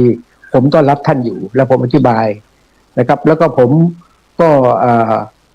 อยู่กับท่านนายกสมชาติประจำอยู่นะครับท่านปลัดมาผมก็ยังชื่นชมว่าปลัดทำงานดีเก่งมากในการนำเสนอต่างๆนะครับแล้วก็โดยเฉพาะอย่างยิ่งเจ้าวาดผมเนี่ยแน่นอนนะครับนะเป็นคนที่มองโลกกว้างแล้วไม่เอาประโยชน์ส่วนตนเห็นประโยชน์ส่วนรวมของสังคมมากกว่าสิ่งอื่นใดทั้งสิ้นจึงใช้วัดแห่งการให้วัดสุขวัดสวรรคารามอันนี้ครับนี่ผมเรียนท่านอย่างนี้จึงทำให้วันนั้นที่ท่านมาประเมินแล้วกรรมการวิพากษ์วิจารณ์นั้นผมเห็นว่าเป็นประโยชน์ยิ่งทำให้คณะกรรมการหรือชุมชนมีกำลังใจมากเลยกำลังใจที่เราทำมาเหน็ดเหนื่อยแต่ว่ามาได้ยินคำชื่นชมอย่างนี้ยิ่งมีเป็นพลังผมจึงถือว่าบอกกับท่านเจ้าวาดว่าอันนี้เป็นพลังสำคัญในการที่จะพัฒนาก้าวต่อไปเรื่องชุมชนของวัดให้กว้างขวางให้มากยิ่งขึ้นต่อไปคาดว่าชุมชนใกล้ๆอย่างชุมชนท่าพิกุลเนี่ยวังพิกุลท่าพิกุลนะก็คงจะต้องสร้างอีกนะครับผมคุยเบื้องต้นเท่านี้ครับผมเพื่อท่านอื่นถามพ่อชัชวาลนิดหนึ่งวันนั้นใจหายมาที่พระครูโสพลปริยัติถามท่านอาจารย์มหาดวงอำนาจบอกว่าถ้ามีคณะศรัทธาญาติโยมจากจังหวัดเชียงใหม่จะนิมนต์ท่านมหาไปอยู่ที่วัดพระสิงห์วรมหาวิหารเนี่ยพ่อคิดว่าพระครูเอาจริงหรือเปล่าวันนี้คนของเราจะตัดสินใจยังไงเพราะว่าพระวงศ์รักมึงไม่มั่นใจผมว่าท่านมหาจะไปหรือเปล่าเนี่ยครับผมเองไม่ภาวะพระวงศ์ครับมั่นใจว่าท่านมหาครับตอบเดียวที่ท่านตอบในที่ประชุมนะครับท่านไม่ไปแล้วเพราะว่าสิ่งต่างๆที่ท่านทำนั้นแล้วก็สิ่งต่างๆที่ท่านได้พัฒนาอะไรต่างๆนั้นท่านไม่หวังยศถาบรรดาศักดิ์ทั้งสิ้นนะแล้วก็สิ่งที่มองตรงกับผมแล้วมีความประสงค์ตรงกันก็คือความสุข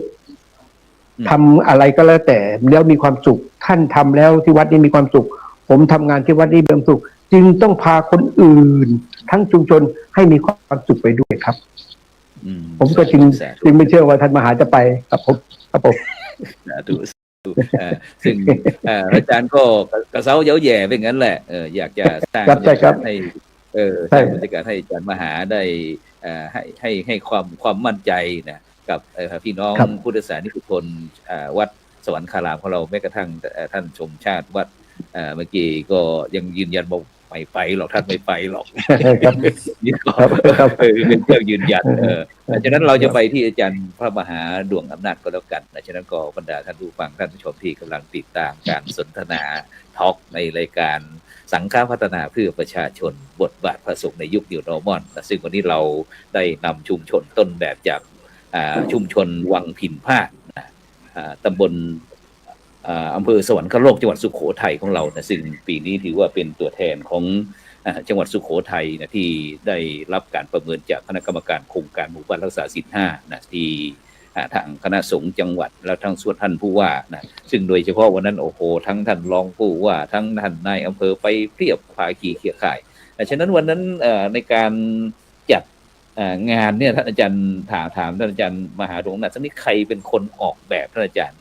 มันเหมือนกับคล้ายกับเหมือนกับว่าถ้าในงานยุคสมัยเนี่ยเราจะเห็นว่าจะต้องมีออร์แกนไนซ์ใช่ไหมท่านนายอำเภอเนาะจัดงานจะมีหน่วยงานนั้นหน่วยงานนี้มาจัดให้จะต้องทำอย่างนั้นต้องทำอย่างนี้แต่ที่นี้บอกว่าเนี่ยใครเป็นคนลำดับขั้นตอนในการวางแผนอะไรต่างๆเนี่ยโดยเฉพาะวันนั้นเห็นแม้กระทั่งนั่งเกวียนอะไรอย่างเงี้ยทำไมต้องเอาเกวียนเอามาเป็นโชว์อย่างเงี้ยท่านอาจารย์ช่วยขยายนิดนึงครับเพราะว่าเห็นเกวียนนี่ตั้ง30-40เนี่ยมันมีความหมายอะไรครับเกี่ยวกับชุมชนวังพินพาดของเราคือจริงๆแล้วการจัดงานท่านอาจารย์กับเรียนอย่างนี้ครับว่าคือเรามีการประชุมกันบ่อยมากนะท่านนายอำเภอก็มาประชุมท่านปลัดก็มาประชุมท่านวิทยาวัจกรที่ไม่ต้องพูดถึงยืนเคียงข้างตลอดครับเพราะฉะนั้นในขณะที่เราประชุมกันเนี่ยมันเกิดการวางแผนงานว่าเราจะนำเสนออะไรให้คณะกรรมการได้มองเห็นอย่างที่ผมกล่าวในตอนแรกครับท่านอาจารย์ว่าเราจะนำเสนอในสิ่งที่เรามีอยู่คือไม่ได้ไปทำอะไรที่มันเพิ่มเติมคือตอนแรกเลยเนี่ยขบวนล้อเกวียนเนี่ยจะไม่ได้ขึ้นจากหน้าวัดนะครับจะขึ้นจากหลังวัดตรงพิพิธภัณฑ์ท่านพอสำนักพุทธเนี่ยให้ไปลงที่พิพิธภัณฑ์ก่อนแล้วก็นั่งล้อเกวียนจากพิพิธภัณฑ์เนี่ยมาที่วัดแล้วทีนี้มันก็ต้องจะไปกราบพระในโบสถ์ซึ่งทุกครั้งที่หลวงพ่อมาเนี่ยหลวงพ่อลำพูนจะไปกราบพระประธานในอุโบสถก่อนก็เลยปรับแผนกันใหม่ว่าเราให้ท่านลงหน้าวัดแล้วก็ตามลำดับนั้นแล้วก็ขึ้นล้อเกวียนเพราะว่าหนึ่งในล้อเกวียนทุกคนเชื่อผมก็เชื่ออย่างนั้นว่าวัดอื่นแม้กระทั่งวัดหลวงพ่อเองณปัจจุบันเนี่ยผมเชื่อว่าอาจจะไม่มีล้อเกวียนอยู่ในวัดด้วยซ้ำไปซึ่งมันเป็นเหมือนยานพาหนะที่ใช้ได้หลากหลายมันแสดงเห็นถึงวิถีชีวิตของคนสมัยโบราณเป็นยานพาหนะด้วยเป็นสิ่งที่ใช้ขนย้ายพืชผลทางการเกษตรในสมัยโบราณและผมก็เชื่อว่ามันกำลังจะค่อยๆหายไปครับหลวงพ่อก็เลยคิดว่ามีอยู่แล้วตั้ง47เล่มเกวียนก็ทำเอาสิ่งเนี้ยมาโชว์เพราะว่าหลวงพ่อเองก็น่าจะไม่เคยเห็นล้อที่มันจอดเยอะขนาด40ใช่ก็เอาให้หลวงพ่อขึ้นนั่งให้สร้างบรรยากาศว่าเนี่ยคือชุมชนวิถีชุมชนโบราณส่วนหลังจากนั้นพอมาถึงตรงด้านหน้าศาลาการเรียนก็จะมีสิงโตต้อนรับก็ต้องบอกว่าสิงโตนี้ก็คือเป็นวิถีของสวรรคโลกในมุมหนึ่งเพราะว่าสวรรคโลกสมัยก่อนมีการค้าขายมีสถานีรถไฟนะครับมาสุดที่สวรรคโลกนะครับใช่ทีนี้ก็เลยคิดว่าสวรรคโลกเนี่ยเป็นวิถีไทยจีนผมก็เลยบอกว่าถ้างั้นคือสิงโตเนี่ยเมื่องานกฐินผมก็เอามาอวยพรเจ้าภาพนะครับไม่ใช่อวยพรหลวงพ่อเป็นงานแรกนะทีนี้ก็เลยบอกว่าเอาสิ่งที่คนอื่นเขาไม่ทำแล้วผมเชื่อว่าวัดส่วนใหญ่ไม่เอาสิงโตเข้าวัดเพราะว่ามันเป็นสัญลักษณ์ของคนจีนแต่ผมไม่ได้คิดแบบนั้นผมมองว่ามันคือวัฒนธรรมมันคือวิถีชีวิตที่สามารถ mix and match ด้วยกันได้ในขณะที่เอามาแสดงในวัดเนี่ยมันก็คือวัฒนธรรมหนึ่งเหมือนกันซึ่งเราไม่อาจแบ่งแยกว่าอันนี้วัฒนธรรมอันนั้นอันนี้วัฒนธรรมอันนู้นมันคือวัฒนธรรมจะเป็นไทยเป็นจีนก็คือวิถีเป็นความเจริญทางด้านคุณธรรมจริยธรรมในด้านนี้ก็เลยเอาสิงโตมาจัดแสดงเสร็จแล้วพอหลวงพ่อดูสิงโตเสร็จไปชมบูธอันนี้ต้องยกให้เทศบาลเทศบาลเป็นคนวางแผนงานว่าเราจะนำอะไรมาเพิ่มเติมที่จะนำมาเสนอให้คณะกรรมการได้ดูจากสถานที่ต่างๆเขาจะมีการอย่างกับเรียนนี้ว่าผมแอบดูของพิษณุโลกอย่างงานกาชาดกับหลวงพ่อซึ่งเยอะมากแต่ว่าเราบอกว่าเราเอาสิ่งที่เรามี นะเราไม่ต้องไปเอาของปตตรงนั้นตรงนี้แต่ละตำบลมารวมกันซึ่งมันไปลำบากเขาเราใช้ของในชุมชนมีการนำเสนอการร้อยพวงมาลัยหรือที่หลวงพ่อไปทำคลิปก็คือศีล5 ออนทัวร์เป็นดอกไม้จันทร์ซึ่งดอกไม้จันทร์เนี่ยเป็นสิ่งที่เราทำเป็นปกติอยู่แล้วซึ่งไม่ได้ทำขายแต่ทำเพื่อแจกจ่ายเอาไว้ใช้งานด้วยหรือถ้าใครไม่มีก็ขอเอาไปใช้ในงานศพเพราะว่ามันเป็นของที่ใครก็ไม่อยากใช้หลวงพ่อมันอาจจะไม่ได้มีมากมายแต่ว่าเราสามารถทำได้ตลอดเวลา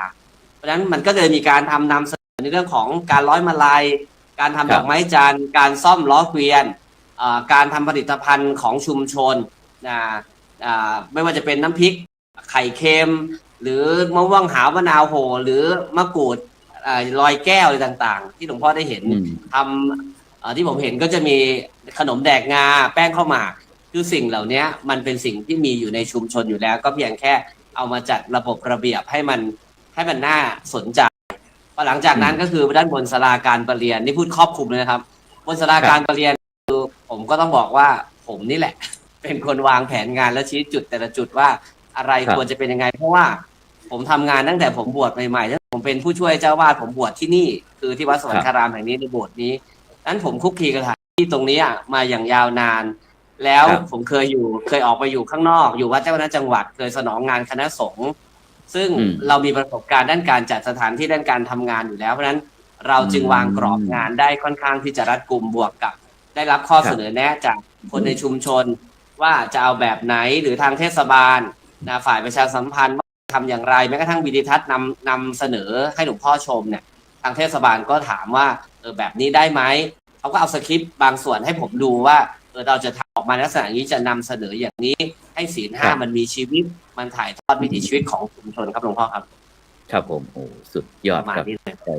ครับฉะนั้นก็บรรดาท่านผู้ฟังท่านผู้ชมหรือว่าหมู่บ้านรักษาศีล 5ต้นแบบที่ยังไม่ได้รับการประเมินที่รอคณะกรรมการตรวจเยี่ยมนะซึ่งก็โดยเฉพาะในวันที่29นะ29นี้ก็จะ29 กรกฎาคมนี้ก็จะเป็นบ้านช่องลมตำบลหัวฝายอำเภอสูงเม่นจังหวัดแพร่นะแล้วก็30นั้นปกติก็จะเป็นบ้านต้นฝายที่อำเภอเวียงสาจังหวัดน่านแต่ขอบายไปก่อนนะขอเป็นสุดท้ายเป็นวันที่29 สิงหาคมเป็นวันที่29 สิงหาคมนะที่จังหวัดน่านเพราะว่าเกิดน้ำท่วมตอนนี้ก็รู้สึกว่าอย่างหลังคาบ้านหลังคาโบสถ์หรือว่าแม้กระทั่งบ้านเป็นหลังนะที่แม่น้ำน่านก็ไหลผ่านมาฉะนั้นก็ตอนนี้ก็ขอเป็นกำลังใจก็แล้วกันนะก็เราก็จะยกเคสรักษาศีล 5ต้นแบบบ้านวังพินพาดชุมชนวังพินพาดวันเนี้ยเอามาคุยให้บรรดาท่านผู้ฟังท่านผู้ชมรับฟังเพื่อที่จะได้นำไปประยุกต์ใช้ในชุมชนสังคมหมู่บ้านของท่านทั้งหลายฉะนั้นโดยเฉพาะที่ผู้ที่มีประสบการณ์ต่างๆนะซึ่งได้มารวมกันอยู่ที่ชุมชนวังพินพาดก็ทำให้เราได้เห็นเป็นรูปแบบวิธีคิดการบริหารการจัดการอะไรเนี่ยมันลงตัวแม้กระทั่งส่วนท้องถิ่นทั้งวัดทั้งชุมชนแม้กระทั่งพ่อเมืองหรือว่าท่านนายอำเภอนะซึ่งก็มองเห็นตรงนี้ก็คิดว่าท่านนายอำเภอท่านอเนกคิดว่าหลังจากที่เราประสบผลสำเร็จแล้วเราได้นำเสนอเกี่ยวกับชุมชนวังพินพาดเป็นชุมชนรักษาศีล 5ต้นแบบของจังหวัดพิษณุโลกเนี่ยแน่นอนแล้วว่าอนาคตเนี่ยมันต้องมีอยู่แล้วนะฉะนั้นเมื่อเราเห็นการผสมผสานการของชุมชนอย่างนี้ท่านในฐานะที่เป็นพ่อเมืองอยากจะขยายจากชุมชนพินพาด1 2 3 4 5 6 7 8 9 10เยอะๆขึ้นไปเลยเป็นไปได้ไหมพ่ออเนกที่เราจะขยายระดับอำเภอของเราให้เป็นอำเภอ15หมดเลยประเทศไทยเราตั้งแต่ยุคสมัยพ่อขุนรามของเราก็คือเป็นคนไทยที่นับถือศาสนาพุทธเรามีวิถีชีวิตของศาสนาพุทธมาตั้งแต่รุ่นสู่รุ่นทุกรุ่นนะครับเพราะฉะนั้นเนี่ยคำว่าศีล 5เนี่ยมันไม่เคยไกลตัวของพี่น้องประชาชนคนไทยทุกคนเพียงแต่ว่าในยุคปัจจุบันมันอะไรที่มาทำให้ศูนย์รวมจิตใจหรือการที่นับถือการเข้าวัดเข้าวาเนี่ยมันเปลี่ยนแปลงไป ด้วยวิถีชีวิตแล้วก็ด้วยยุคสมัยนะครับ เจริ แต่ ญพ ถาร มแล้วเนี่ยถ้าผมเนี่ยสังคมภูมิภาคหรือสังคมในชนบท มันจะทำได้ง่ายกว่า วิถีชีวิตของคนในชนบท ในสังคมอำเภอไกลๆไม่ใช่ตัวเมืองเนี่ยยังมีโอกาสที่จะสามารถทำได้และที่สำคัญครับสุโขทัยมีวัดเยอะ แล้วแต่ละวัดเนี่ยมีพระที่เป็นพระที่เป็นพระสุปฏิปันโนที่ปฏิบัติดีปฏิบัติชอบก็เยอะเพราะฉะนั้นเนี่ยการที่จะทำให้ชาวบ้านรอบวัดในชุมชนนั้นเนี่ยมีศีลมีธรรมได้มากน้อยแค่ไหนเนี่ยผมว่าอยู่ที่ท่านเจ้าว่าอยู่ที่การปฏิบัติของพระ แล้วก็เป็นพระที่ชาวบ้านสามารถที่จะเคารพกราบไหว้ด้วยความบริสุทธิ์ใจด้วยความจริงใจด้วยการนับถือจริงๆเพราะฉะนั้นในการหล่อหลอมเรื่องของการปฏิบัติในการปฏิบัติธรรมหรือรักษาศีลเนี่ยมันอยู่ในสายเลือดของคนไทยอยู่แล้วครับเพราะฉะนั้นการที่จะเกิดแบบชุมชนพิณพาทเนี่ยมันก็ไม่ได้เหนือบากกว่าแรงหนึ่งอยู่ที่ตัววัดสองผู้นำชุมชนถ้าผู้นำชุมชนมีคุณธรรมนะครับมีคุณธรรมมีคติธรรมในใจก็สามารถที่จะโน้มน้าวให้กับพี่น้องประชาชนเนี่ยสามารถที่จะเป็นคนมีคุณธรรมได้การที่เป็นคนมีคุณธรรมนี่มันก็ต้องมามีศีลมีธรรมมันถึงจะมีบารมีเมื่อมีบารมีนะครับเราไม่ได้พูดถึงเรื่องอำนาจคนที่มีบารมีนะครับส่วนใหญ่ก็จะเป็นคนที่มีศีลมีธรรมมีธรรมมีคุณธรรมในใจเพราะฉะนั้นไม่สามารถที่จะปกครองใครได้พูดจาแล้วพูดอะไรไปคนนับหน้าถือตาคนเชื่อถือเนี่ยนั่นก็คือเป็นการง่ายที่จะทำให้ชุมชนนั้นมีความเข้มแข็งในส่วนต่อไปก็คือในคนในชุมชนเองคนในชุมชนเองนะก็ต้องเรียนรู้ว่าหนึ่งเรามีเจ้าวาดดีๆเรามีผู้นำที่ดีนะครับการที่ผู้นำพาไปในที่ดีๆการที่มีผู้นำทางศาสนาเผยแผ่ศาสนาอบรมสั่งสอนทางเทศนาธรรมทุกวันพระหรือในกิจกรรมต่างๆมันก็ง่ายต่อการที่คนในชุมชนที่จะคล้อยตามนะครับและแม้กระทั่งที่ว่าอาจจะมีอะไรที่มันเป็นโลกยุคสมัยใหม่ที่จะมาทำให้มันเบี่ยงเบนไปมันก็น้อยเพราะฉะนั้นเนี่ยทั้ง3สิ่งเหล่านี้3ส่วนเหล่านี้ถ้าชุมชนใดสามารถมีได้นะครับผมว่าอาจจะเกิดชุมชนพิณพาทขึ้นอีกหลายแห่งครับไม่เฉพาะสุโขทัยอาจจะมีหลายๆชุมชนทุกจังหวัดทุกภาคแต่ก็เป็นข้อดีของสุโขทัยสุโขทัยก็คือรุ่งอรุณแห่งความสุขนะครับแล้วก็นโยบายท่านผู้ว่าคำขวัญท่านผู้ว่านะครับสุโขสุขีที่สุโขทัยครับโอ้สุโขสุขีอยู่ที่สุโขทัยโอ้เพราะจังเลยแล้วก็โดยเฉพาะท่านนายอำเภอในปัจจุบันนี้นอกจากที่ท่านนายอำเภอจะมาที่ชุมชนพิณพาทแล้วในปัจจุบันเห็นว่าได้นำหน่วยงานทั้งในอำเภอของเราเนี่ยทั้งข้าราชการอะไรต่างเห็นว่าได้ทำกิจกรรมในวันสำคัญบ้างอะไรคุยให้ฟังหน่อยท่านนายอำเภอทำอะไรบ้างกิจกรรมอะไรบ้างกิจกรรมนี้ก็คือในงานรัฐพิธีนะครับซึ่งปีหนึ่งเรามีงานรัฐพิธีบ่อยครั้งมากจะมีการตักบาตรข้าวสารอาหารแห้งให้กับนิมนต์พระภิกษุนะครับมารับบิณฑบาตนะครับอันนี้ผมก็ทำตั้งแต่สมัยอยู่ที่อำเภอบ้านด่านละหน่อยนะครับผมก็ขอปรึกษาท่านเจ้าคณะอำเภอยังไม่เห็นมีใครแจ้งนะเจริญพรครับก็อยากจะขอเพื่อที่จะไปแจกจ่ายให้กับพี่น้องที่เป็นผู้ป่วยติดเตียงเป็นผู้สูงอายุเป็นผู้กลุ่มเปราะบางผู้ด้อยโอกาสที่ไม่มีคนดูแลแล้วก็สอดคล้องกับโครงการวัดเยี่ยมโยมนะครับของมหาเถรสมาคมช่วงนั้นพอดีนะผมก็เลยปรึกษาท่านก็อนุญาตนะผมก็เลยจัดชุดถุงยางชีพตั้งแต่สมัยอยู่อำเภอบ้านด่านละหน่อยพอมาอยู่ที่อำเภอสวรรคโลกนะครับผมก็เห็นว่าในอำเภอสวรรคโลกเราก็มีผู้ป่วยติดเตียงเยอะแล้วก็มีผู้ด้อยโอกาสเยอะนะครับผมก็เลยไปปรึกษาท่านเจ้าคณะอำเภอท่านก็อนุญาตนะครับแล้วก็มาได้ฟังท่านมหาอำนาจนะครับมหาดวงอำนาจเนี่ยว่าท่านก็ไปเยี่ยมนะเป็นโครงการวัดเยี่ยมโยม มันก็เป็นโครงการของมหาเถรสมาคม อืม อันนี้ก็คือผมก็เลยดังนั้นเราก็มาถูกทางนะครับ ผมก็ยังเกรงใจว่าพระแต่ละวัดเขาจะว่าอย่างไรหรือเปล่านะแต่ว่า ผมก็ทำด้วยความบริสุทธิ์ใจคือพอได้ชุดมาแล้วเนี่ยก็จะนำเรียนท่านหัวหน้าส่วนราชการแล้วก็ให้ปลัดอำเภอให้กำนันไปร่วมแจกร่วมกับท่านเจ้าคณะตำบลบ้างเจ้าในชุมชนนั้นบ้างนะครับไปเยี่ยมผู้ป่วยติดเตียงผู้ด้อยโอกาสผู้สูงอายุนะครับ สาธุสาธุนี่ก็ถือว่าเป็น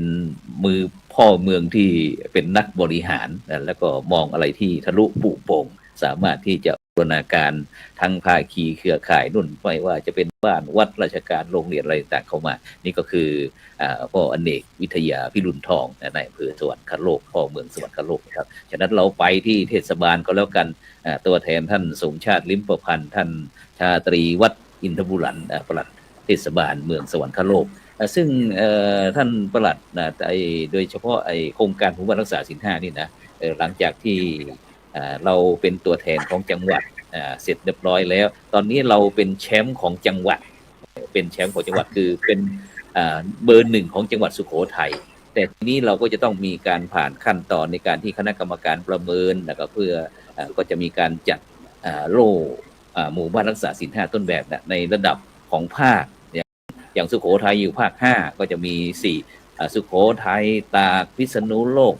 แล้วก็อุตรดิตถ์เงี้ยทีนี้ถ้าผ่านจากที่การประเมินนี้ก็คือถ้าสมมุติว่าถ้าวังพินพาดของเราเนี่ยสุโขทัยเราเป็นแชมป์ของภาคเนี่ยก็จะต้องไปแข่งระดับโหนอีกใครอยากเป็นแชมป์โหนอะไรต่างๆเนี่ย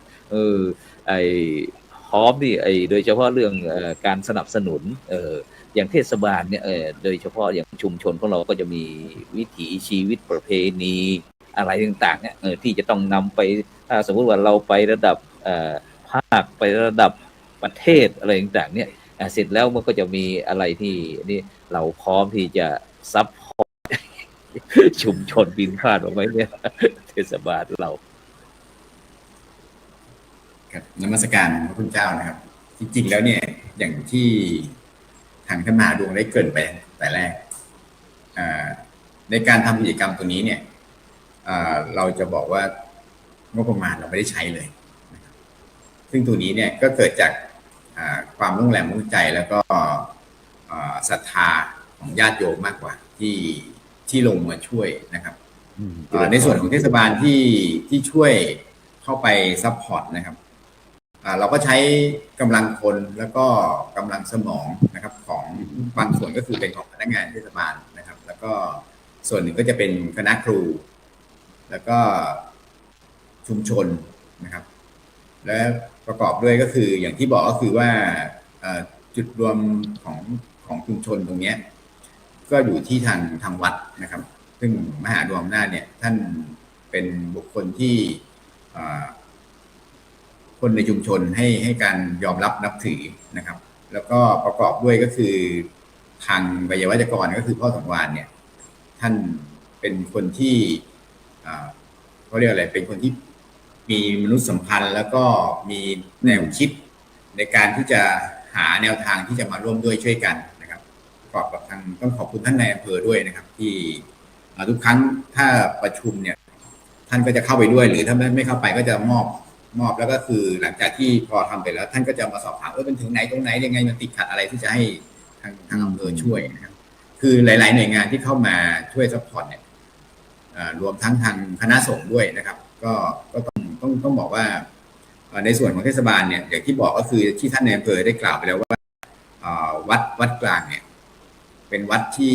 บรรพบุรุษของท่านนายกสมชาติลิ้มประพันธ์เนี่ยท่านเขาเรียกอะไรอุปถัมภ์แล้วก็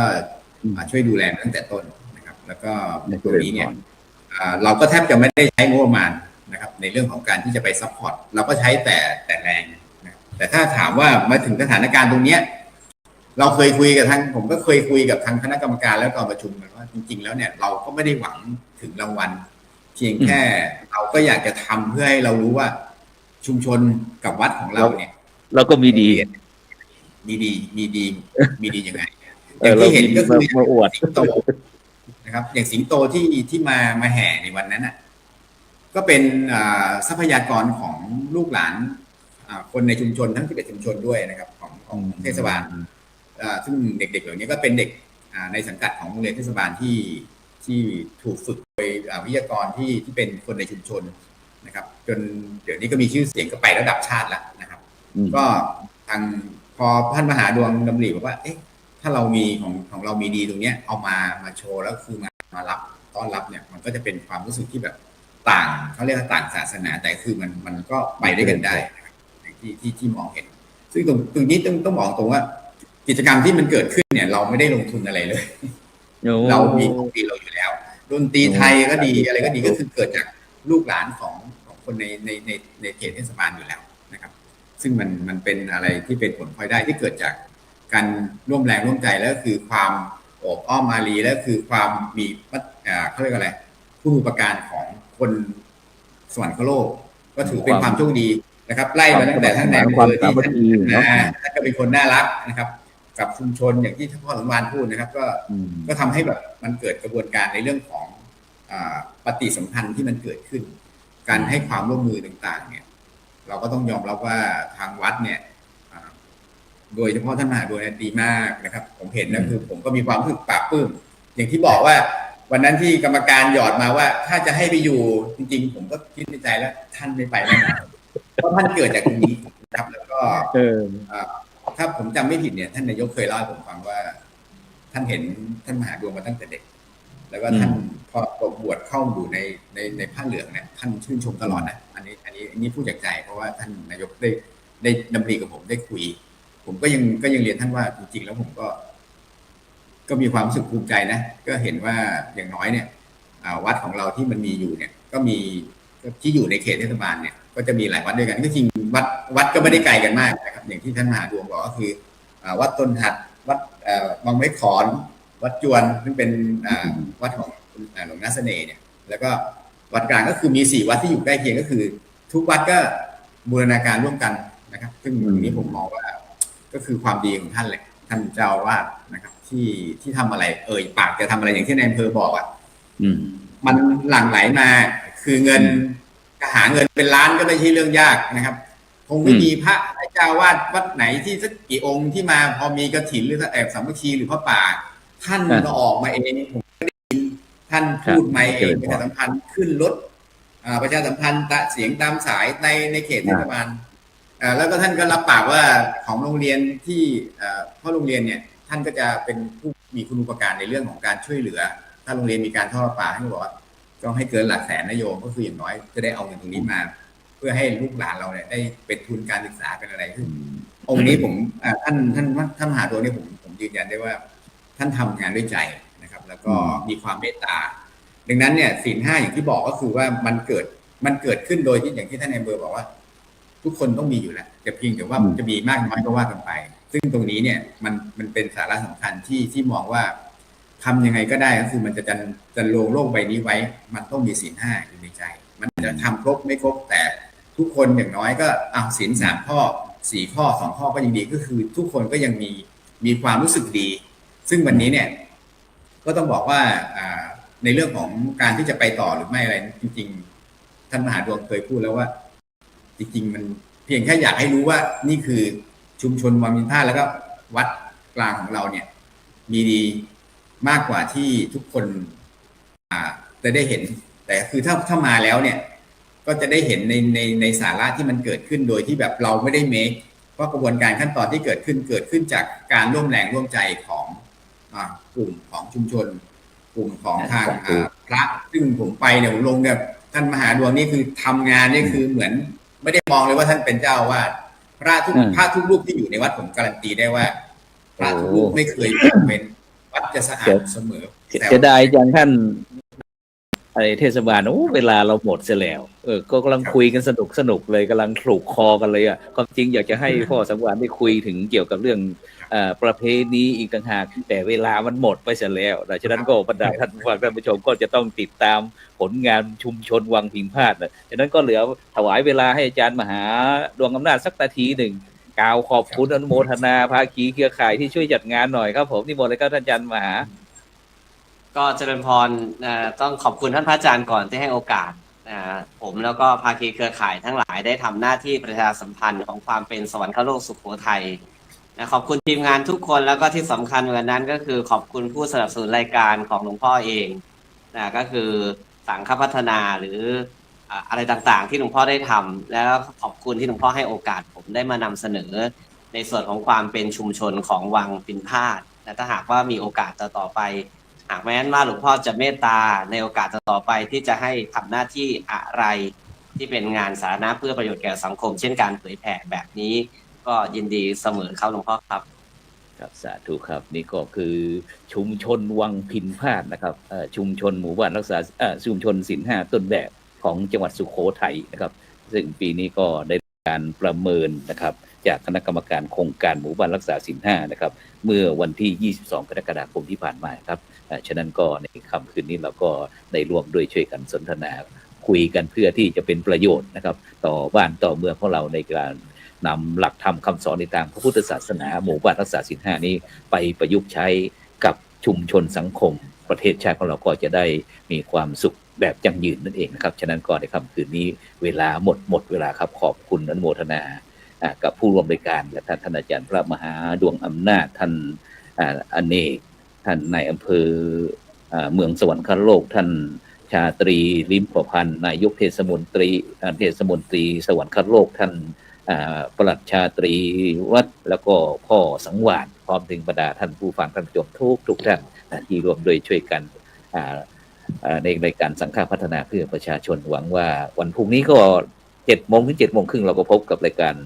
ธรรมะรับอรุณนะครับฉะนั้นก็คอยติดตามพวกเราเรื่อยๆไปโดยการกดติดตามกดไลค์กดแชร์เพื่อเป็นธรรมทานแชร์มากได้บุญมากแชร์น้อยได้บุญน้อยสำหรับในค่ำวันนี้ขอกล่าวคำว่า